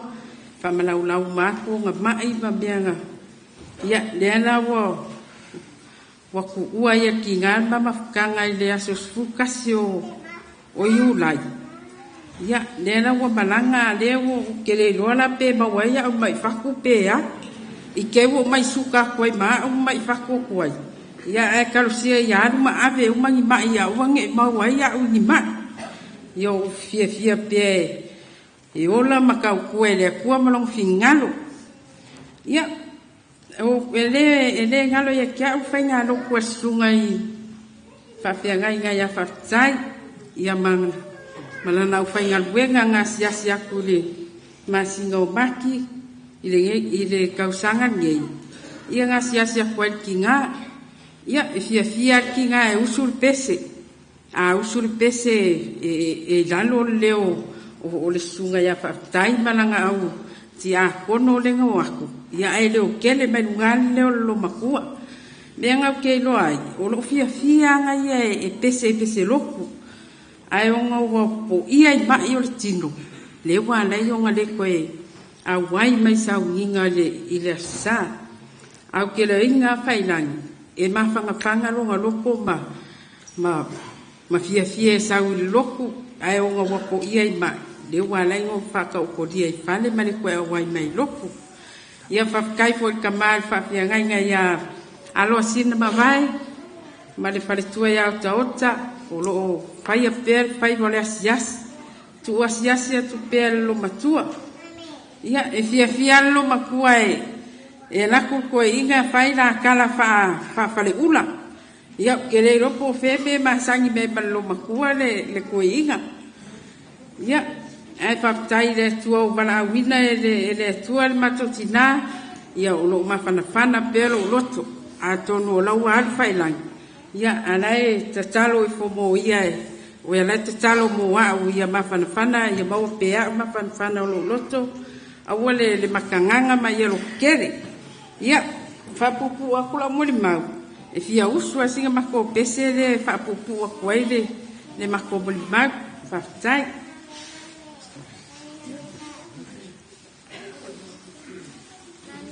ia la ulu pe uale le mau mau talo fai la upe le uale no ta angai atsene ono wanga solomon o matai tilo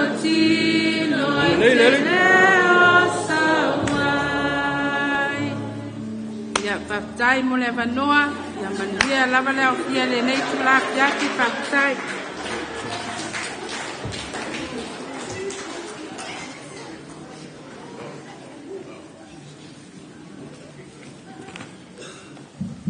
lausuga i le taʻitaʻi ua utulai mai e le faisau mo le mau ai ai le fanau le misi le o vatu asavali mai ua fio mai me pe mali mai to fa ia utai ia su mai to ia o le misi le mo le mau fanau ona fa uma lo le tatu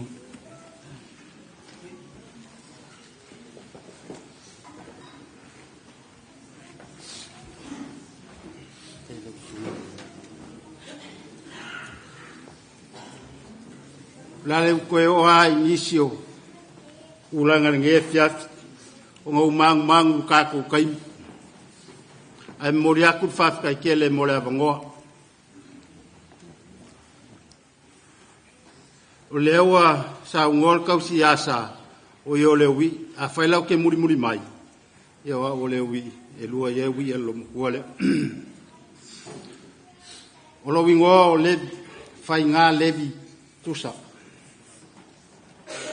la fanga kongu lava de malama ma vidi kongu le fie mainga e ala ki ngale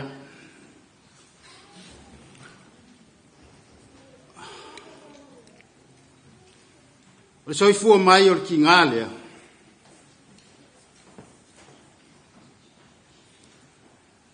na soi fu mai ele ku sai makam kan ayai la i makamakangi o i kokongo o le maokalangei o iesa o elo makuale o ile kupunga o le mako ki ngā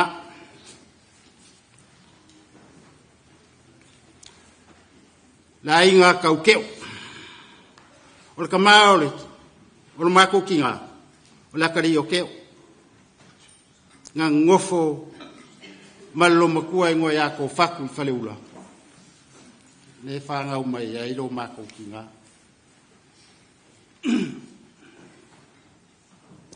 O le kupuanga la lo makua lea, ma le mako ki ngā. O ale paka.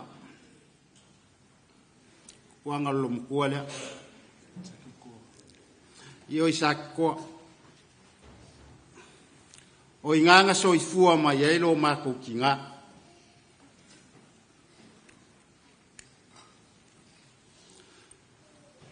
O se ki ngā e kumu le alofa.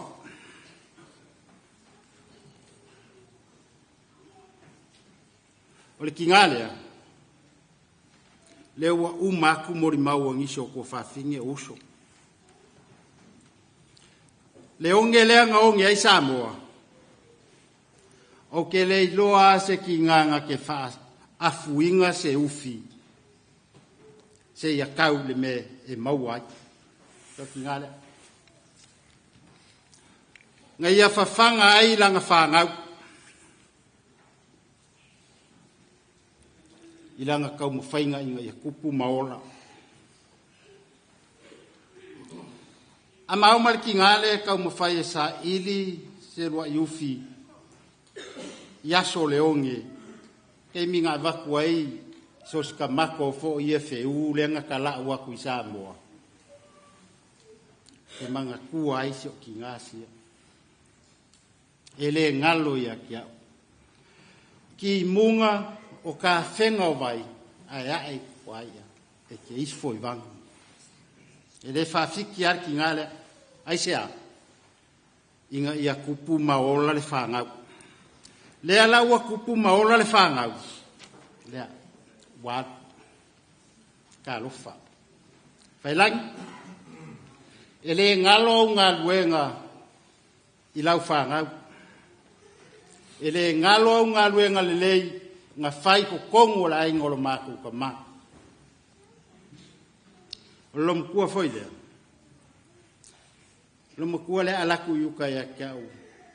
E maise māku konga. Ele saulo makua lea ma se kalo whātea. Koe ngā uri voi le umbi au lako usiusi. Ia fia ke le lo makua lea sau mai e whaiwhani. Ole mkwai fia lo makua lea sau mai. E pau ala o kala whai lo makua lea, auange i se ia kalo mangua, kalo ngā mole whai au. Ele mwhai lo makua.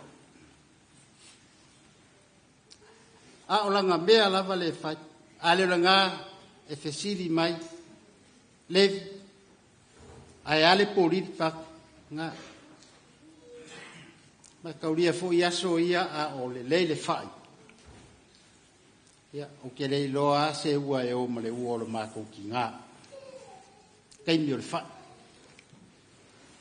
Am ia uso la ikia, la kou ke rei wā aire ngā ruenga whai ki ngā lea. La kou ke rei wā aire ngā ruenga whai lani.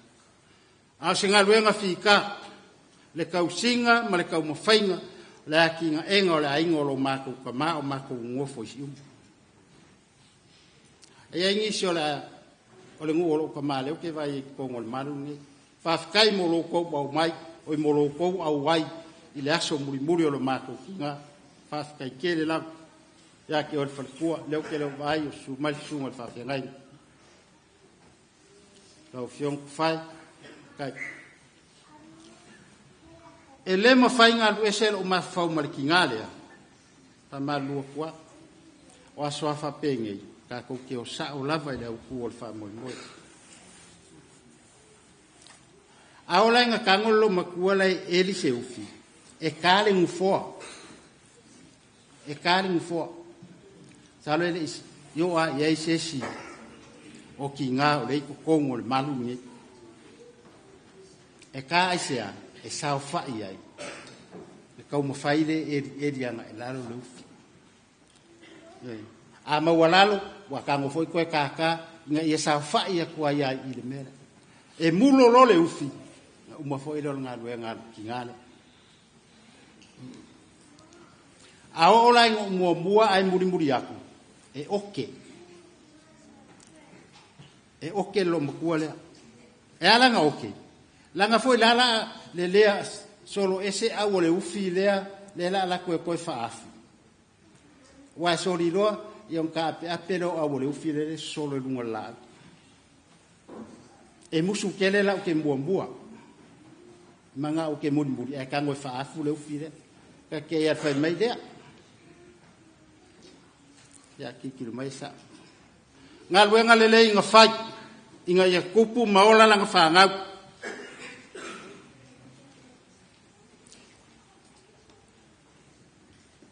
Lau sunga fa fe ngai ngama kai am fa ku me se pa ile kalis fa kai kele la sa ko wasiasi fo ki ngale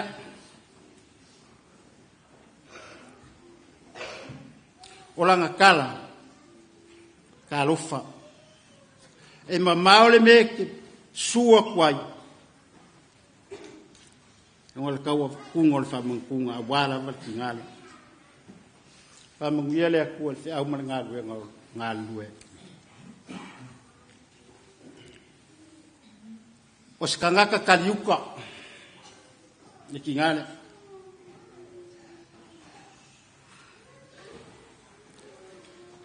O lo kingo yaso yo kere isa ngiusila. E lea ngā umua mea ioa, kugou. Aisea, o ie sulu ai, le afa le fai ai lo kiki. Ia, le fai ai lau kui. E ke alu ele sanu. O kala umala o le ia po oula, po paa o ame uma. E ke lawe la vea umai. Ai alang fai la o kala e kariuka lo mukua le. O se ngu piko sili leanga mamao, le alu pele sanu. Kai mingi. O le mukua i mamao a. Ai whawhikai o laua o i ei kāwali. Ai e ke savali mai lava i kai, na salo pe i kūrai ke laa mai ai kai, a le lau le anga. Ai ke o maloi ko ngangiu, e kaumwhai a kilo lo mako whale po ola le mori. E le mori makangi ngā lo makua le, e kango kau. E whaakari a koe se whaipa. Ola o mea ngā sa whai sa whawhanga ai o mākua. O kere i mori mau le aso o luka mā. O kere i mori mau le aso o luka mā. A le ua mori mau le aso o luka ki ngā. Whawhikau mō le wango ki mori mau ai. La inga o luka ki ngā o kako mafuka ringia fia. Whawhikai kere la. O mea le leinga whai e ki ngā lea. Le ngā la ingo fo mau niusila. Le ngā la ingo fo mau niusi. O le mako ki ngā, angai Samoa, ua leva o ngā mariu, o ngā e maua i mai o le kingo. Pekai, e ali mariu o le uso o le mako ka mā, ngā maua i Samoa mo lo kua finge, e maka o fia mo lo kua finge o mā makua. Lua asong mai sa mo mako fe mai au le siaso mo wangu fo mau la ia o mako ai anga ola fa blaven ku mai sa mo ele maliu e lo mako ki nga mo mako pa ma au se ki nga e ese le lo fa nga wala nga fa nga ke apu ki puki nga ke mili ka lo fa Failagi au ngā luenga le. Kire koe whafonga mai so mako leo. Ai ka kongu ale kao, ngā lea kua o lo whafonga i o mako kangaka, bo mako langonga. Whawhikai kele la. I ngā wāru le malanga Paulo. O lo le kusi ala ngā luenga. Ngā whākia. Ape ngā umalo makua lea. I le sou o le vasa le lako malanga ngā whailunga le vasa. Le iai ase mea ngā mai, mau alava. Ngā kongi ese i ngā ua sou o le sami. Ngā iu lava i ngā sasala ulou. Le kaulo le vaa e whakawhea. Lea. Le wāru e pako ki ngā. Ai ngā kuka i le mea le lai. Ngā kuka i le whanga o ngeongi. Lea. Le ua ngofo ailo kako ki ngā. E sāngi aku. Wheiroa i moro kako wari. Amu ia oi Failagi. Amu ia oi. Ka alofa sa e puki ai mako. Ma e whasusu ai mako, ma whawhanga mako, o mako kupu maola. Ka alofa. O ki ngā mā kokele i loa. ngā o e lavanga e ka wamo ki ngā. Lea waru whakasi maro wari. Pa ia lau whai ngā ruenga. Umisa mākou whamakalanga ngea fiafi. Koe pau ale o mākou kāla whailo mākou ki ngā pa ia e ole. O e o poko poko. E leo se aso whangongo whailangi le aso ronge. E leo se aso whangongo fo i o le whangau. Le aso fia o whailangi. O le aso fia o whailangi. E ui ainga e se kapua inga, kasi ale a kua. Kasi ale a kua. Ka alofa. Ka alofa whailangi. Wa e alu ngu lava, e ese le maluo la walu lenga e aluai. E ngoa mangi fōringa ngā mākou vaia, e la ngonga i e whangau whangongoa. La inga makua i la ngonga lo mākou fia. Whāwhikai kere. Lea so ma le whamoimoe, ia. O ia inga lo whangia lea kua, lea uwhai ngā luenga lea kua. Lo ngongo mangu o wā. Sa ngoa mong ngaka. Kau ngā lo whangia ngea fiafi. A whai o lea ka ape, kala whileri. Ia. Leo lea kua i lungo ala. Ngea fiafi. Ia. Le sa whai aku le mākou. Ko mā ngei a olio. Ia. Sal foi o le whai unga foi lo le whai moi. A wā mori mau. Ia. Ko vai mai le whangau ngei. Ia. Upu maola le aingo. O le lomakua le. Ngā wo kou whafonga iai. Whangau. Oka se ola le ainga. Ia le wo kou sila mai. I whangau ngei. E si se kou whakala. Ia. Kau ngā whangia le kua. Whamoe ngei fiafi. Ka ape foi fileri ma kala fileri nge fiafi ia kuri loinga aoro ka ku ka pau sidi le langi mau ngalo ronga le al fai ka au fo ia ka ku fa foi li inga lo ka ku ka pau sidi o langi ia ole so kule mal fa lo ke le lava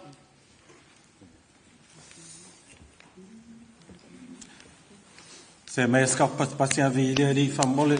I'll go back on more. I want to try and keep this short and sweet.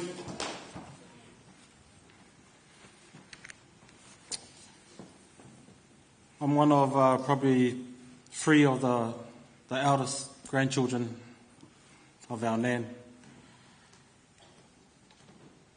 I just want to say to all my cousins here, especially the younger ones, you guys are so blessed.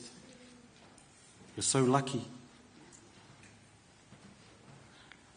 We grew up in, our parents migrated here in the late 60s to the early 70s. 257B, Birdwood Avenue. That was the house. Made famous by the movie Once We Were Warriors.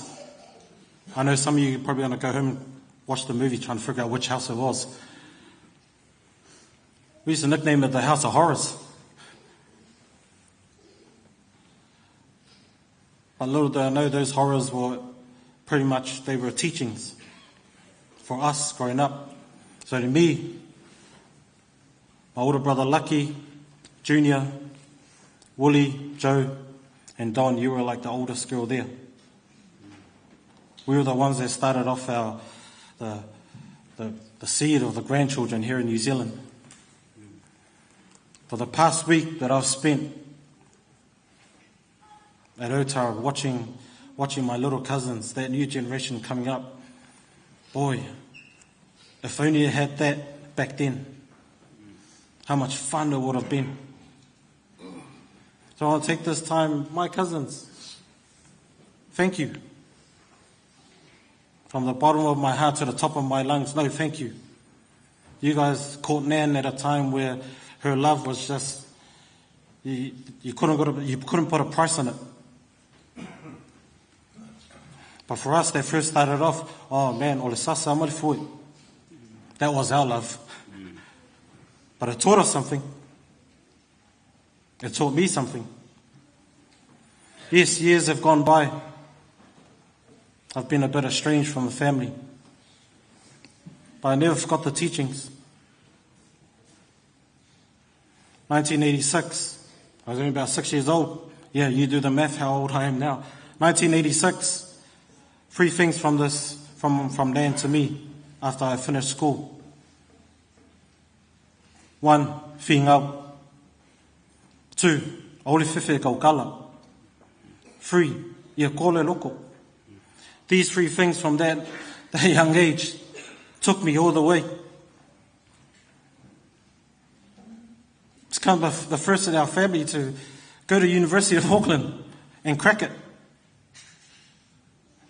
I had to whingau. I had to be not afraid to speak, and I had to be koa. 3 things I've learned from my nan. Uni is not the easiest place to make it in. My brother Vai over there, Vai, he can attest to this because we studied together. But those 3 things, that's what got me through. I remember 2011, graduated. Yo, Nan, we've made it. And she asked me, why teaching? Why don't you become a lawyer? Yeah, probably want to become some sort of lawyer for the, so many divorces that happened in our family, but that's a different story. Well, it was all good. I loved it. But because she couldn't travel, she still sent me her love and her blessings. Fast forward another 5 years, 2016. A 36-year-old, he's getting married, and don't worry, they're still my first wife. Yeah, 36 years of age and is already tying the knot. It's just that I just spent so much time. Now, I want you to keep that word time in your head for a second. Because I spent so much time away from the family. And away from those who actually brought me up and taught me these valuable lessons. When you go home tonight, each and every one of you,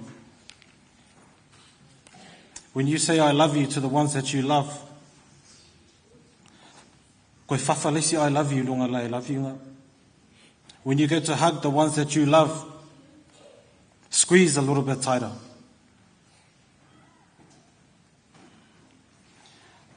Time is our biggest adversary. You can't wind it back. When we're done with this earth, time will still be here. I can't rewind back the time. But I'm going to use those blessings that got me to where I am now to help carry my family. Not just myself. This is my whole family here. I'm not just doing it for myself. I'm carrying everyone. My wife, my son who's at home. I carry everyone in my family with me. So when I cracked it at uni, no, it wasn't just for me. It was for all of my family here. Why? Because of those teachings that my nana taught me. So when you're on your way, please just remember that time. Spend that time for your loved ones. Okay? Because we cannot wind it back. Thank you.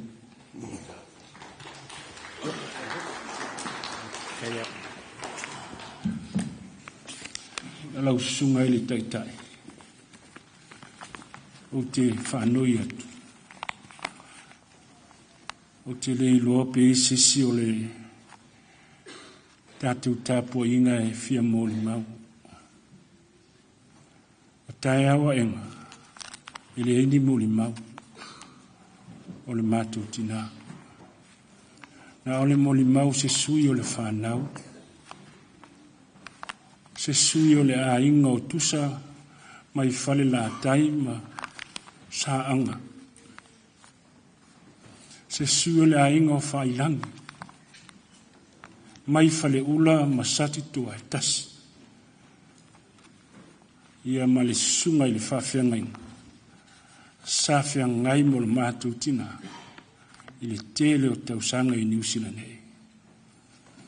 Melea, le ala foi lea o lo utau mawhai a moli ma uma whanau a whailangi ma ala tō whanau e o mai uma lumaine. Ia pu le sauninga. Wa atu lo le avanoa e saule grandchildren, saule children, saule a. Ono walofa atu le lau sunga le taitai. E taare se fulu a tātou pene. Ai, o pa ia o le tāpua inga. E le to yo o iese tala.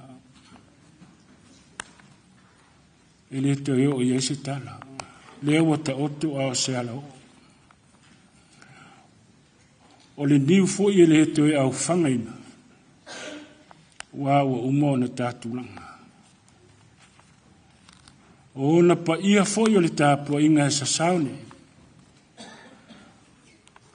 O pa ia lava mai le wavau e o le whawava. E le mawhai e le nei ai. O na utala talaina. Lau sunga i le toi ina, pensiona, malo loa lo sina mal falitua. Lau sunga i le toi ina, pensiona malo lo, tauti anga mal falitua. Pa ia lau whainga luenga ngā lulue, male kare sia mai ona maunga ti tele, se yo lava i ona maunga iti. Alo mawhanau. Leo o tō sila sila. Leo lo le ainga. Mai le manawa o le mātou tinane. Ai le tali tonunga o le tangata le tau talatu. Na to ala whanau. Le E.F.K.S i Papatoetoe. I whanau umai ana tō wa ai mai. E ui lai na ua alu le fōlaunga ma le malanga ua ulu ola le ainga ma ua taape. Talo fai. A lia lava na to ala whanau. Le E.F.K.S i Papatoetoe. E o lava. Ma ngai mai. O le whātu e senga. Alo sina mua taota. Lau sunga i le tamata i tai. Pa ia le kālesia i ona maunga i o i whanau. Leu whai ngā luenga ngā lulue.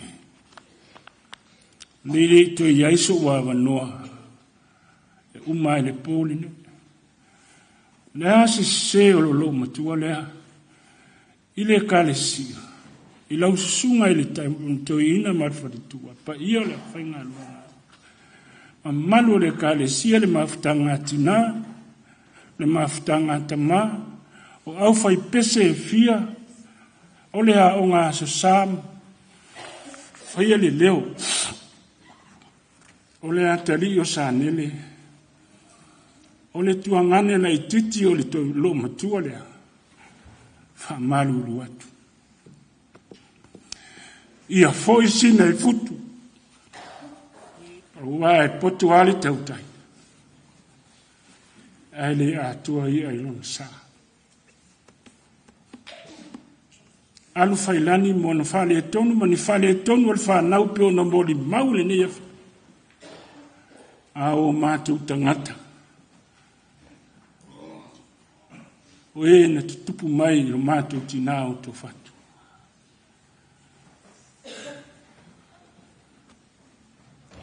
Ia whamanuia le atua i le kālesia. Nā fōi sana tau tua wa le tau.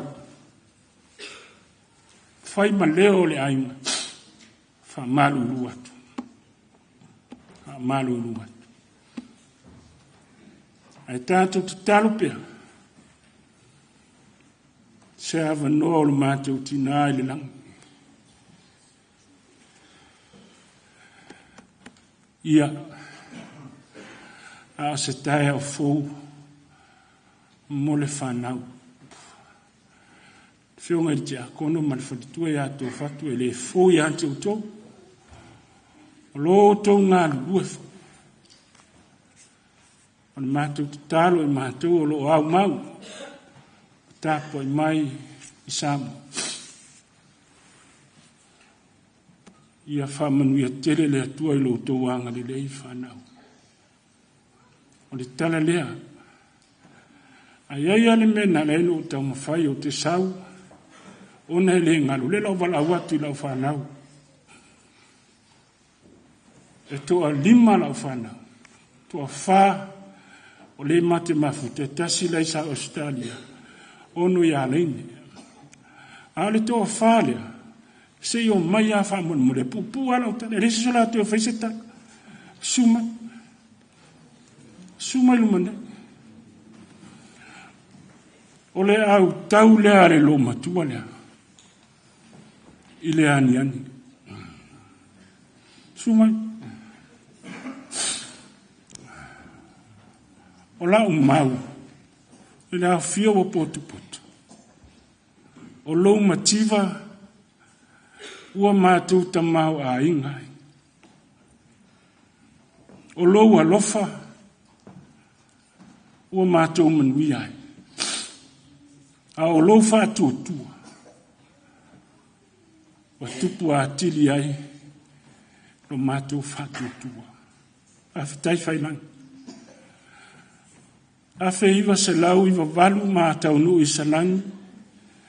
A whiiwa se lau lua tasi. Ta pena le nofu mau ala o whanau. Ai mativa le whaiwhi au.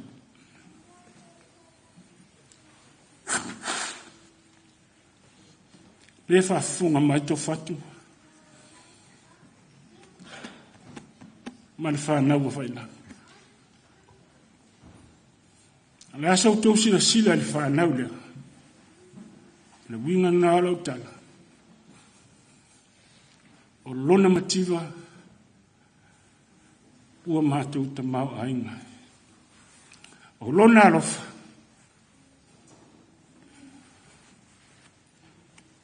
Ma lona whātua tua.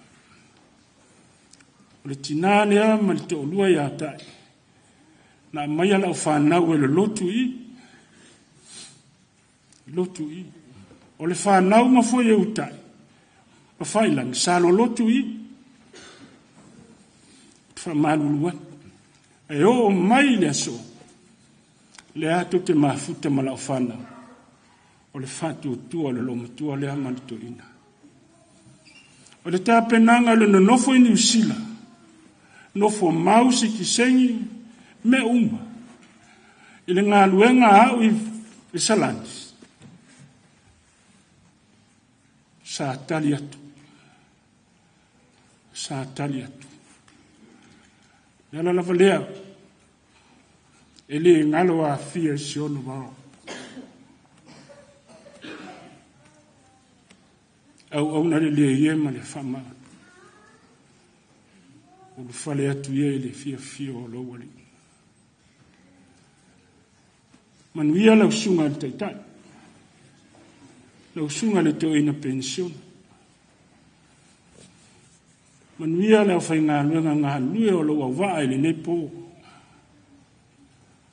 Tausi pēa le atua le tamato ina man tina pensiona malolo.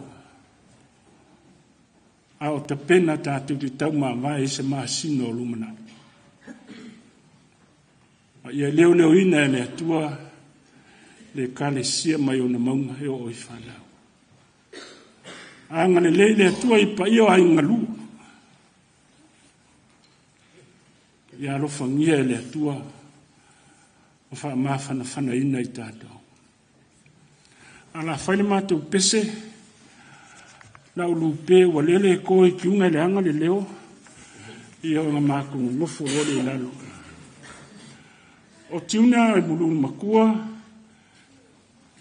o lau whangau lea o ki le ese street o New Zealand le i whakau apuai. E a wange kokoe Ngā ruenga le lo makua lea ma kenge leo ko whaku ma le oria. Ku makalama. E o lau mai le apu le longa. Ave leo lau whanga. Au wha kuku lau i. Ai whakau au poile ula ia. I le makiva. Sa kau sua se kupe. Kau whai ele ngā ruenga le kua i salangi. E le ngā whakia e le alofa i la makanga o le mga ngā ruenga. Ngā whaingi kau lang. Fai mea whale loku, fai whawalawe ai. Ane mea ngā nengu whai. E whakau apu ia ko whakuma, ma le loo makua lea. E anu ka wale le loo le weekend, sau ma meo pusa apu. Ia whawhau i kanga pepa. Ia. Ulu pe ua le va.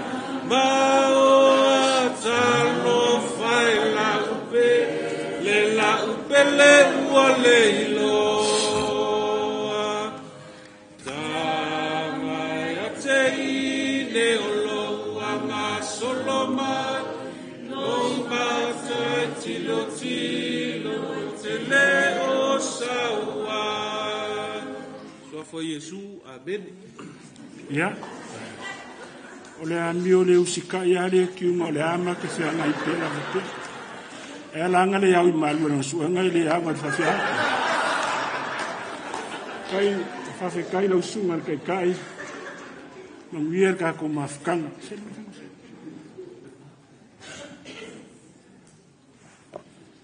Whawhai pātai mō. Hato uru mau. Ia se le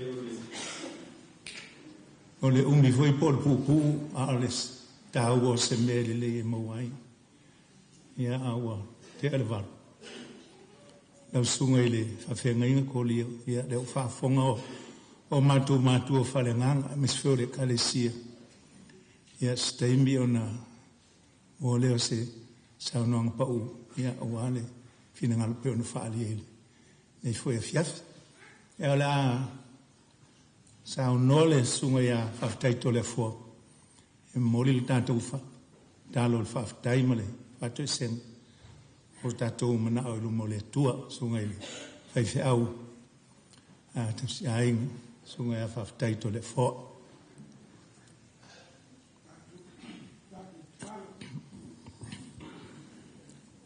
le tua faftai tele no lo famalo wanga le lei wa mātou moni mauina lo lo fai le nei e fiafi.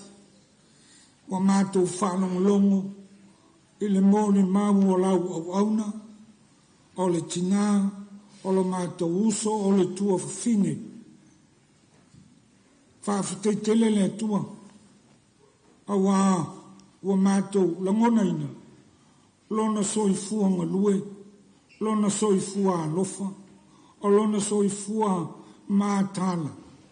Mole manuia o ainga, o nuu mai kālesia. Ao se aonga le leile mo I mātou umale atu mai. Mātou te whawhetei ai la ufio. O no mea lo whata ua ma tā leni esesi. Wa e whata leni la ailo mātou tina. Polo mātou, po lau au auna. Ua mātou moli mawina le nei en fiafi. Whawhitai tele le lofa le li ie. Whawhitai lo wang le lei. Mātou whawhitai foi. Wai uilawa o le mātou wheilo ai le nei a fiafi o no lau. Pala au pa ia I lau au no le tina nei. Langona o le whanoa noa ma le loto whanau vau. Pai tai le tua le pai mai o lo lofa ma lo wang le lei. I le ainga atoa whapele e kālesia. O mātou moli mawina I te leo tūlāwha ina lava I mātou. E awai na mātou toi whafo I le viinga. O le whamanuma le whawhitai. O no me sili e te whaia pēr mo I mātou umaleli I. Whawhitai mo au a fionga pa ia. Sa o mātou whanong loing. Au fola inga. O mātou waonga lea molo mātou lumana. I mātou te mauti noa mai noa ai. Ala te tau na mātou sāma vali maola ai le ola nei le li. Whawhitai nganga pa ia. Olo mātou whisoa so amsi. Pe ao ina tau tewa lo mātou o la whātua tua. Ma maua mātou li loto whāwau ma le whānoa noa. Pe ao mātou whitia i aso whāpenei. E mātou te langona pēle pai mai o lau whaamāwhana whananga a nganga pai ai. Si sila le mātou whāwhatai le li i e lau soifua na ofo atoa. Ina iau mātou te maua se ama noa i lau māloa i whaamavau. Pe au mātou salamo ma whātua tua whaamaoni i lau fio. Ia tu mau pē i lau fio le viinga. Ma le whamanu le atuai. Mātou te whātu ese le li ie. A wau se i whonga lama e tumu le amasana. Mātou māla au i lau fio. E lo whangia a inga, le whanau. A whai wale a toa le nātou tausinga. I le tinane. Se e lo whamangalo i le whanau. Whamangalo ia i mātou uma. Ini o mātou se moni o mātou ole. E le mātou māwhutanga malau au na tutono le nei kālesia. O wawa le antangi e lama whafonga alofa o lau fio le te leo taimi a mātou whātinonga le li. Ono le vai. Maranga ngō fio o mātou loto mau mātou langon. I tu ina nau le nei ola le li. Mātou te wala au le li e le toto loa le pele o Yesu Kirisu. Ia mamanga lo ai le i fonga lo nuu le nei fiafi. Mātou te talo le li e o mātou mautinoa o lau fio e malia ai i mātou i mea le le iuma le li e. Mātou te talo mo au whamawhana whananga o le ngata le ainga ngalua o le kāle sia mai mātou uma. E maua pē i mātou uma le mawhana whana o lau fio. Ono le ona ma le whainga tāo o le o mai o le oti i o mātou a inga le li. Alo whangia nei a inga o whanau o lo tangi mai ala. Ono le nei tala whawau le li. E iai pēlo whamai senga lo mātou tuai. So teimi o na mātou whalong longo lea i lo feta lai mai. Le li te talala mātou whalong. Ia, whai lea ma vai manu i a inga mai mātou.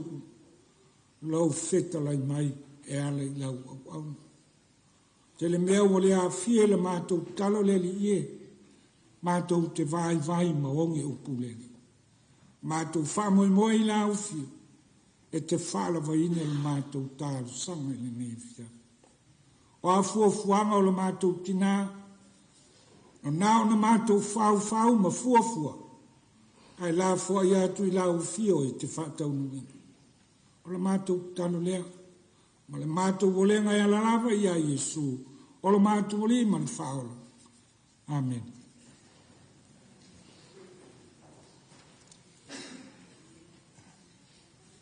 E se lua se lau fitu sumal wha, kātou pese ai. Lua se lau fitu sumal wha, pese a mai el pese.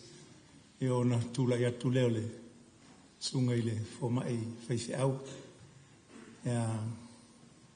Mo se te whano, a wase u whamawhan whano. Ia se whiau fo i mai le tua mo i tātou le ne fiafi. Ia mai elpe se lua se lau fitu sumal wha.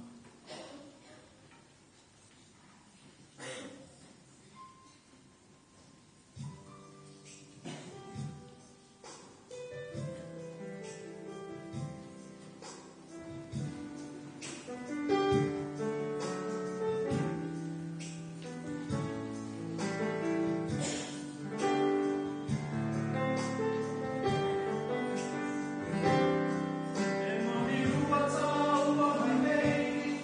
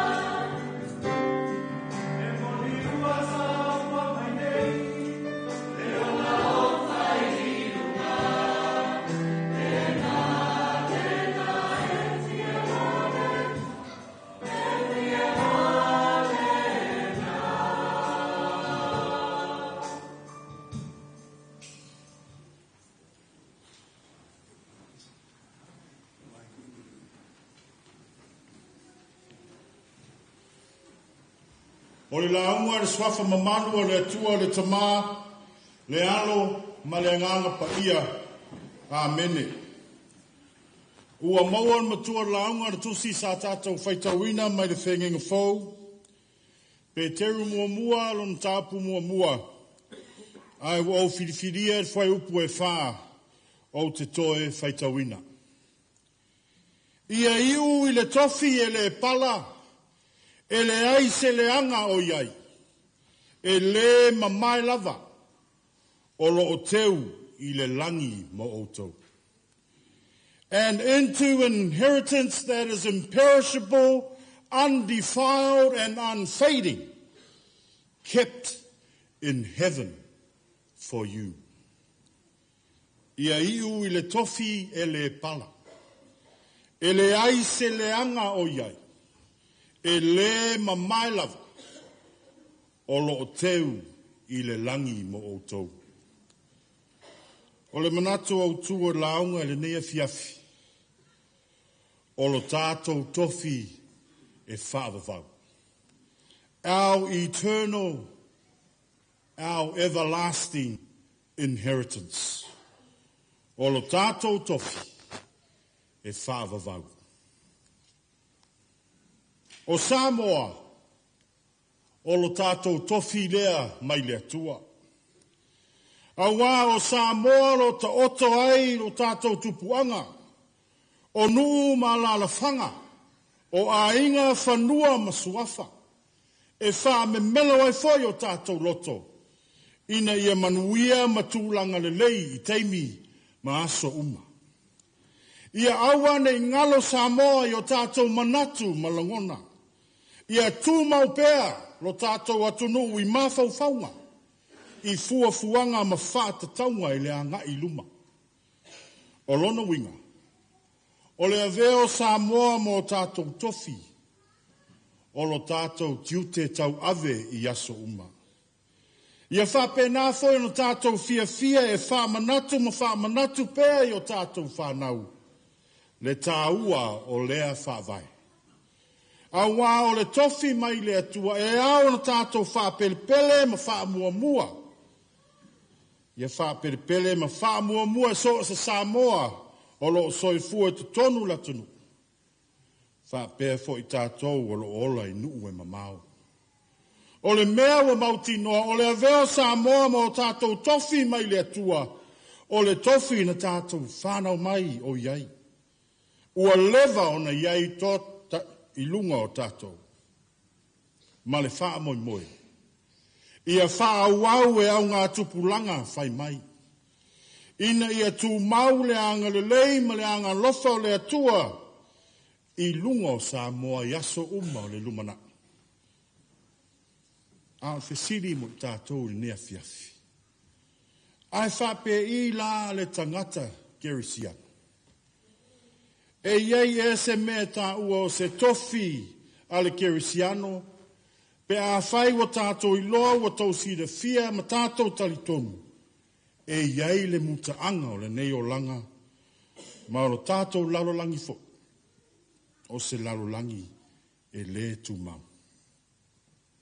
O le fe au wha malo si au la leo le apostolo Peteru, I Kerisiano wa sala lau I Asia I titi po o Turkey, I le vaitau o le ono whāti a tau sanga o leli.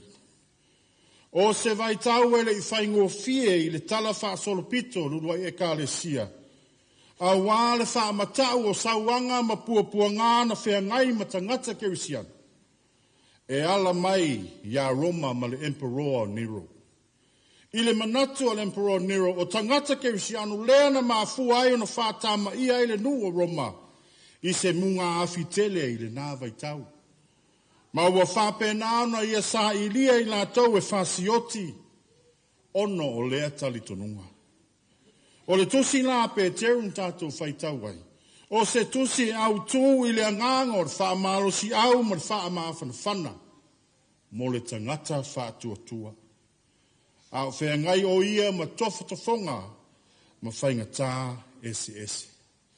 Ma ua wha manino ai Peteru, le tofi e le pala.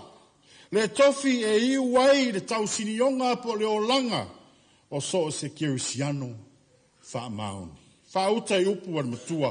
Ia iu i le tofi e le pala. E le ai se le anga o iai e le mamai lava. O lo o teu i le langi mo outou. Mua mua. O le winga rupu tofi lea peona iai i le ngangana o le tuspa ia. E whātatau i se matu pala pala e maua se sulimoni o se ainga. O lona winga o se taui e mauti noa lona taunu unga. Ma lo a fi le wha maoni o le na te awina le tofi. E pei ona wha maoni le alofa o le atua i le toi tū manu malo o lona ano pele o Jesu ke riso. Mai le oti maratu mau. Ai mei se le whanau fōwina ai o tangata whātua uma ia te ia. O le tofi e le pala, ma e le ai se le anga o iai. O lono winga. E le mawhai e se malosi, po se me lava e tasi o na wha le anga ina, pe wha le anga ina. O le tofi e mama i lona atua toa. O lo au mai e se ata i le langi i lunga.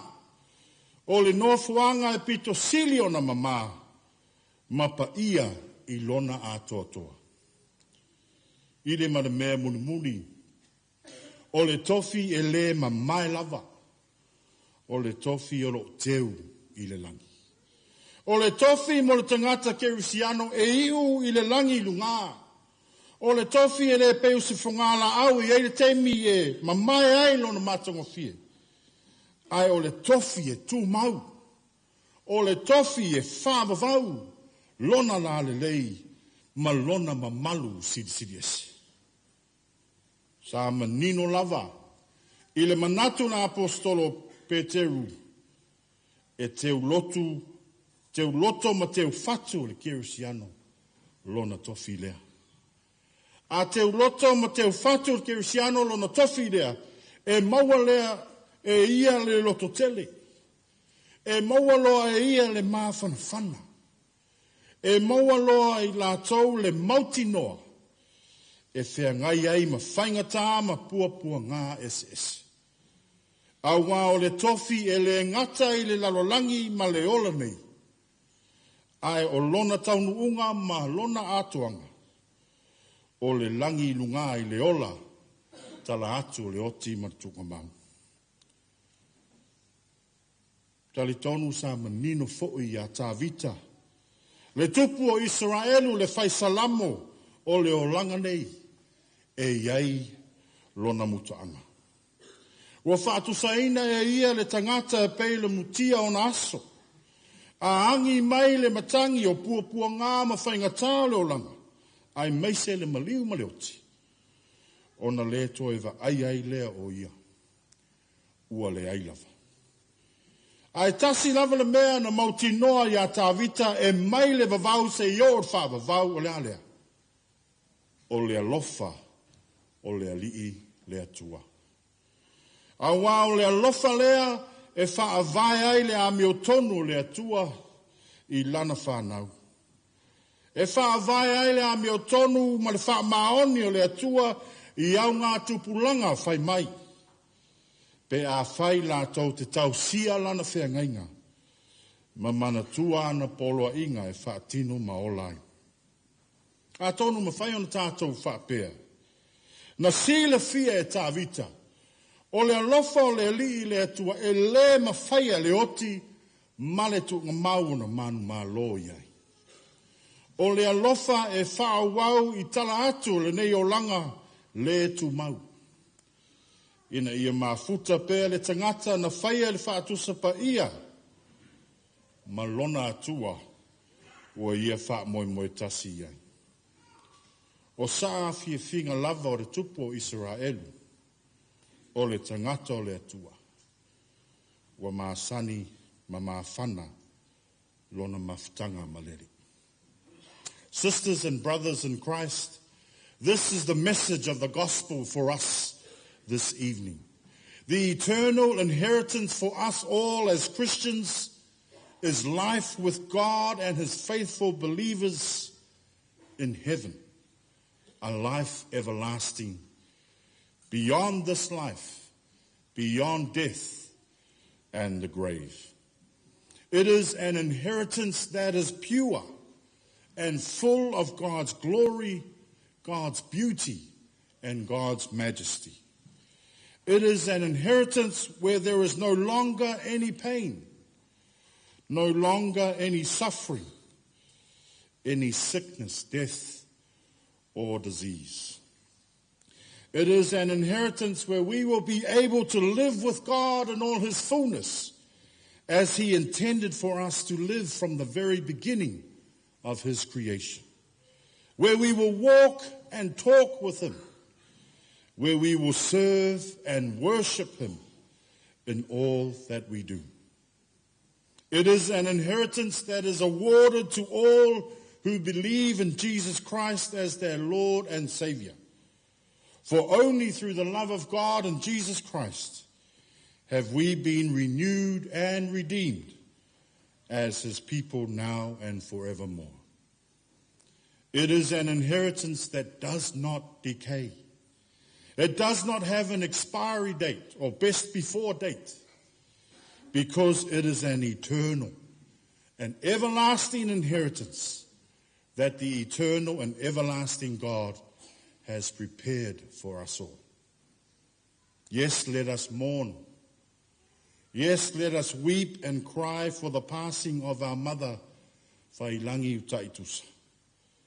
But let us also rejoice, and let us also praise God, for as a faithful servant of God, she has gone before us and entered her eternal inheritance. The eternal inheritance that is ours to receive if we remain faithful to God and repent from our sins. Le pa iaio a inga na lua, le whanau, whano noa, whapea le mamalu, I paolo mangafa uo ma au me mai, le ka le sia sa pele ya Failagi Tusa. O le whe au wha ma whana leo le tala le lei mo tātou I le nei afiafi. O le tātou tofi, o le tātou tofi e whaavavau, o I le langi lunga. O le tofi na tāpena ina le atua, e ala ilona lofa tu noa mo I tātou uma ma le lalolangi angsala. E ala le soifua atoa toa ma liu ma toi tū manu malo alona no pele o Yesu Keriso. Mai le oti ma le tuka mau. O le tofi e sili o na atoa toa ma le lei. A wā o le tofi na saunia e le atua mo tangata uma e tū mau ia te ia. I le whātua tua ma le salamo whamaone. O le tofi e le whaalangolango I so tātou le lei o so tātou atoa toa. Ai whaamoe tasi I le anga le lei ma le alofa tu noa le atua. E ana le whaatasi mai o lona nganga ia I tātou. O le nganga e whaamawhanawhana. O le nganga e whaamalo si au. O le nganga e whaatamawa inga inai tātou. O le tofi e le pala. O le tofi e le aise le anga o iai ma e le mamaelo na ato toa. A wāo wha moe lava le nāna whaia I tātou I le atua le amatanga. Ina ia tātou mā futa wha tasi maia I le ola wha vavau. I le ola e maua a tiri lava. O le tofi lea wa sapi ai lo tātou tina ia Failagi. Ma saa ai maa o malie.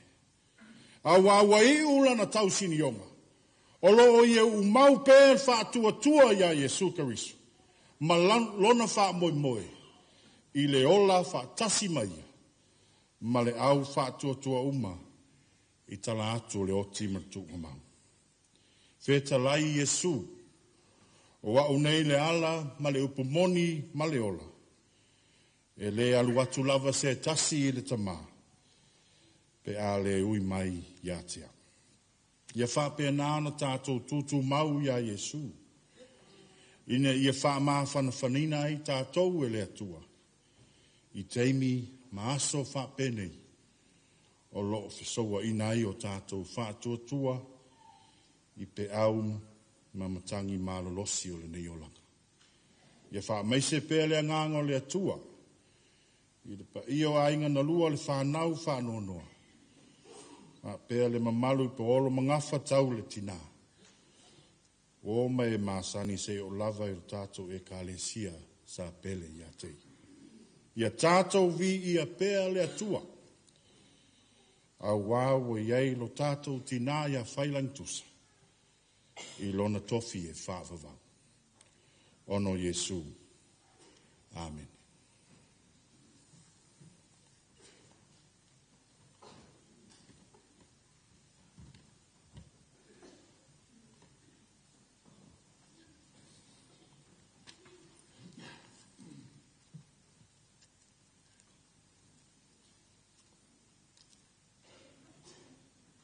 Wa afanil val. Mo le ise teimi e whaisa ulahunga. Ia leanga o le ieile whaapopole taita. Ai o le a taua ina upi i amais saunanga ma le ufa mawhanwhana. Peo na saunoa le tātou tofi whiwhilia o le nipo. Pe a saola o mātau nei saunanga muli whapea. O le tātou tofi, o le manuia i le ola e whaavau, ona o le alofa e whaavau o le tu. Our inheritance is eternal life, life everlasting, because of God's everlasting love. O le au tuli mtanga o lea, a tonu e maua ise so swani, ia mo le nei lava taimi ua, sa ule malulu.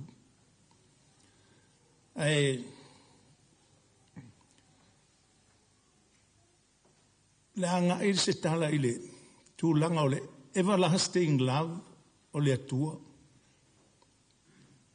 Ia malifitena inga malitele o mea le ha fia i soi whangoa o tātou i neon po. Yes, God's love is everlasting. But how can we reconcile God's everlasting life, love for us in life, and God's wrath, which we see happening all around us in the world we live? Whapewheona, whaisetali ia me. Wai, a maua se tali, o na maua lea se soani, o se mawhanwhana mo i tātou, whea ngai mo popoa, a misi nei me o maliu. O le tali pe a whai e mwhai o na whaisetali. E mawhai o na whamatala le white na inga lea. I lea lofa everlasting o lea tua, ia malona wrath. E tu maupea, pe fōlinga white na i le tātou o langa o asa whaiso. E mawhai o na maua se whaisoani, i le tātou i loa. Wha moe moe o le a whaifo e whaisoani, mo i tātou le ne fiafi. O le ese senga o le tangata ma lea tua. E ala ona peye e whiteena. Le lofa o le atua, e tu mau e le liliu e whaavau, ia a alona toa sāfo i le isitu, ona o le tātou le maan malama, i lo tātou ese senga ma le atua. O le mafuanga, ia au te mantua le whamtalanga e le atua i prefeto Hosea. Ina ua toi suilo na whinangalo, o le ale olon to saia Israelu matu. O na whapele o le whitalai ngā le atua. O le mafuanga, o le whauringa ua toi sui eilo na whinangalo. Awa o le atua, ai le o stangat. I am God, not mortal, not human. Ese mamau me i e lua. O le atua sa o loto mai vai-vainga whaatangata. E le sai-tia i la ngona mawinga o le tangata o aso whai so pe on tātou māsani ai. O lona alofa e leo no se mea o le fia maua mai ai tātou. Ia po se mea foi o lae leo maua i le atua e le ai. Ai ona o le nau o le tua. Ina ia whātu mauina le lei ma le manuia o le tangata. Ia peia o na iai le amtanga. A o le i o mai le oti i lua i tangata. Pia whapea nase le ngona. Le nau ia manuia le tangata ma mea umal fofang. Le ala tātou te iloa. E sao mai e iloa. Ia pia tātou te iloa lo ma vai. I le whātinonga o lona toa sao. O lona alofa whamaoni malana mea tong tātou iloa. E tua vanoa le atua le tangata. Fili e whaila na e whaiunga. Ai mai se fo. E sele aia i le unga o ana filifilinga e whai pele le fo. O lona winga. O le toa sao le atua e mafua ilo na natura, e mafua mailo na natura fa le atua. O lo fa atino ilo na lo fa whamaoni i lana fofanga. Le e wha awau ia le o langa o le tangata. Our life eternal until Christ comes back again and will settle in heaven, that he will make for us anew. E leo se toa sae, o se ita e wha moe moe, i oso wha mai malosi ini ti o taimi. Ai o le wha mahoni o le lofa o le atua, e le ma whai o na avesea. Ia tā lofa pe ana whapea, tu se le lofa o le atua ma le lofa o le tangata. Se manua whapea ne ua lewa ni tātou le ai. Ai o to sā o le atua, o whaalia ai le lofa wha maoni, i le pai mai, e wha tonu maoa, i wha sala. Ia ma wha ola le tangata, mai le maa losi o le angasala o le lalolani. O le wha ailonga o le ngā lulue wha tasi o le lofa wha maoni o le atua. Ia malona to sā, ina ia manuia le tangata, e ona fina ngalo ai le atua i le amta. Mwhai vuon tātou whape. O le alofa e la vea i le alofa tū noa, ia ma le to sā o le atua. There are two sides of the same coin. E tutusa i le ngā luenga o lo, ngā lue ina ai fina ngalo le atua. Ina ia manuia le tangata, tātou wola manuia. Ia mai se fia ngaima, tūlanga o leo o mai o le maliu. Le neia fiafi ua, tātou o mai e manitua i le fia. Ma le whaafitai le soifu o le tina e Failagi Uta'i Tusa. O ka se tele o tala mahanai e le tina, tātou maua, e o mai mo tātou. Tina e loto maulalo, ai tolo na loto. E whinau e sa ili malo, pa moe moe e manuia lana whanau. O le tina e le mawhai ona mau se avanoa. Sa ili ai se mea fia ma manuia i le aing. Tātou te leo toi pole se oti, pe a whai tātou te ilo. O le lofa whaava vau o le atu. E le ai asif tēna inga ma leo o mai lona to sa. Tu sa lava po o a whaina i le soifua tātou wola i neona po. A awha ua tātou mautino, e ui ne fōlinga e sa ua. Ia pe whaalau lau tutu fo i le pule le oti. I lona pai mai a i tātou le tele o teimi. A le tā o fia i le pule le atua. E le tā o fia i le pule le atua. I le whaatinonga o le alofa e whamaoni. O le alofa e la veai. Ina ia maua e tangata uma le manuia i le ola e whaavavau. E ona maliu mato e tua i le tātou li i Jesu. O le tala fia lea, manato e whaapopo, e le tātou tofi mai le atua, ina ia tātou maua na manuia ma le ola i le whaavavau. Tātou te o ma le fia, mautino. E le mawhai o na tā fia se malosi o iei le lolangi nei. Pe o le oti foi po le tunga mau. Tātou te le tau pole ai le oti le taimi, ma le awala e o mai ai, i lo soifua ma lo uola. Ai po pole le tangata. Po fea le meo le ato e tua nei, i se taimi o mua. E ui foi le pe leo maafutanga, ma le whaululu ma mau le lofa. Ia ai le tā fia i le pule hao ao. Pea o lava ina vo le mati sau le fofanga. Le whaatino ina o le alofa e whamaoni, o le alofa e tuli loa, o le alofa e la veai. O lo mai o ao ma o tātou lima, le life eternal, life everlasting. O na o le alofa o le atua e tu mau e le liliu, ai o i le whaamavau. O le whaatinonga leo lo na alofa whamaoni, i le lalolangi ma le tangata na ia whai. Wa o ia o le tua, ai leo stangata. I am God, as he said, and not human. Le ainga le ne fiafi, ia mai tātou. So ia lo tātou whanoa noa. E o mai whoro tātou teimi. E ua tātou te wha meo pe mui, i le tele o le o mai o le oti ma fielo soi fua ma lo tātou ola. O le meo o tō māsani ma o tātou māsani ai. A le tala whiwhi. I le se mea fite nai. Le alofa o le atua, ma le tele o pua ngā ia tātou te mawhitia. A le whaalinga mo i tātou. O le ato toa, le alofa tū no, le atua e o whaatasi mo lono tosa. Ina ia whaasino tonu i tātou le mō le ala. Ia tātou i lo le fina ngalo le atua. Ina ia le whano se tasi e whātua tua i ati.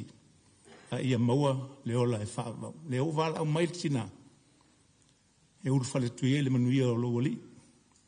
A pia foi mo i tātou uma, tātou talo. Ma waso nono fuanga il maota e whaavau. Saunia mo i tātou uma ono Yesu. Amen. Tātou whai pese lua se lau, lua sfumal wha. Lua se lau, lua sfumal wha. Pese.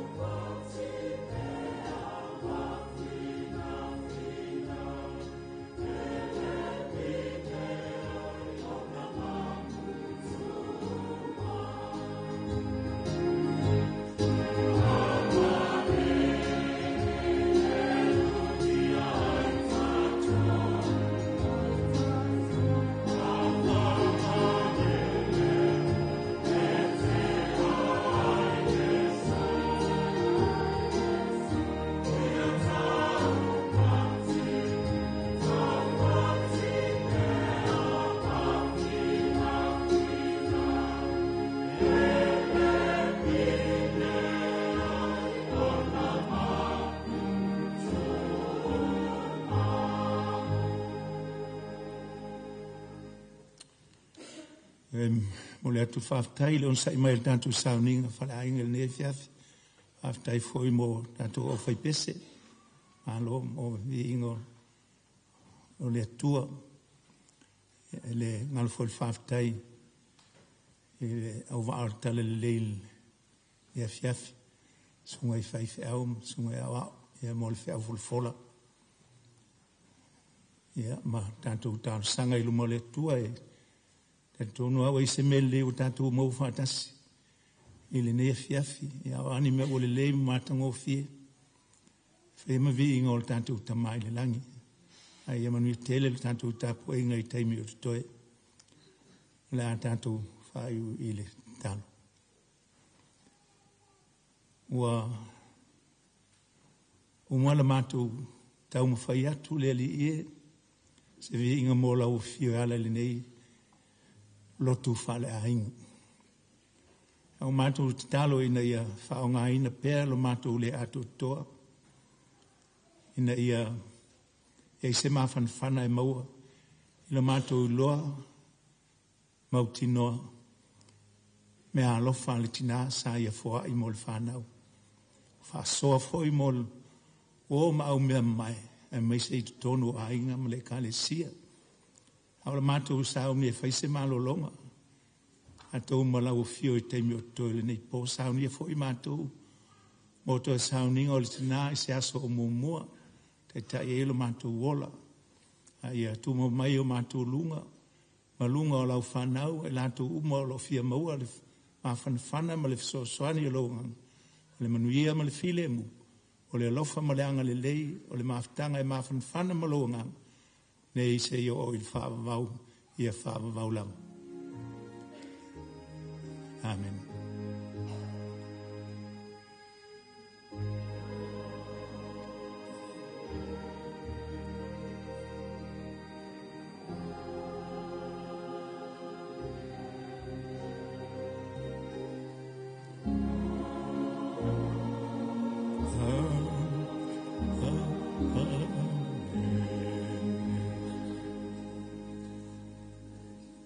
Ia kauia inga kongi pā kaule a vele whiau kau mori mori o ngai e whiafi sa whia ngai male ka mā pensiongi ia e maise le au wa kau whai ngai whaafonga le langi ka pua inga male sa ungi inga o ngai e whiafi a o pa ia o a inga ma pa ia o ngai po ia ia ise kaimion ka kowo ore iai a o lo kulai ia e whai masuio le kalesia e wāl auaku ma le whaara o kele. E pa ia o ainga. Ni whai whi au mangi whale kua o ka kou mafuka ringa ia whiafi. Ia e whapea fo ingi wō ma e mahasangi. Ia po ai lavo o ringa I maoka. Ia lewa ka penga le kalesia I Papatoetoe nei. Ia se maru o le whiafi. E le kalo a kuai ka kufelo I kuai le tofuola. E holo roi kua. Ia whai mangisi ka kou kala mangisi mo le mau. Ia malo whaara o lawa whaftai.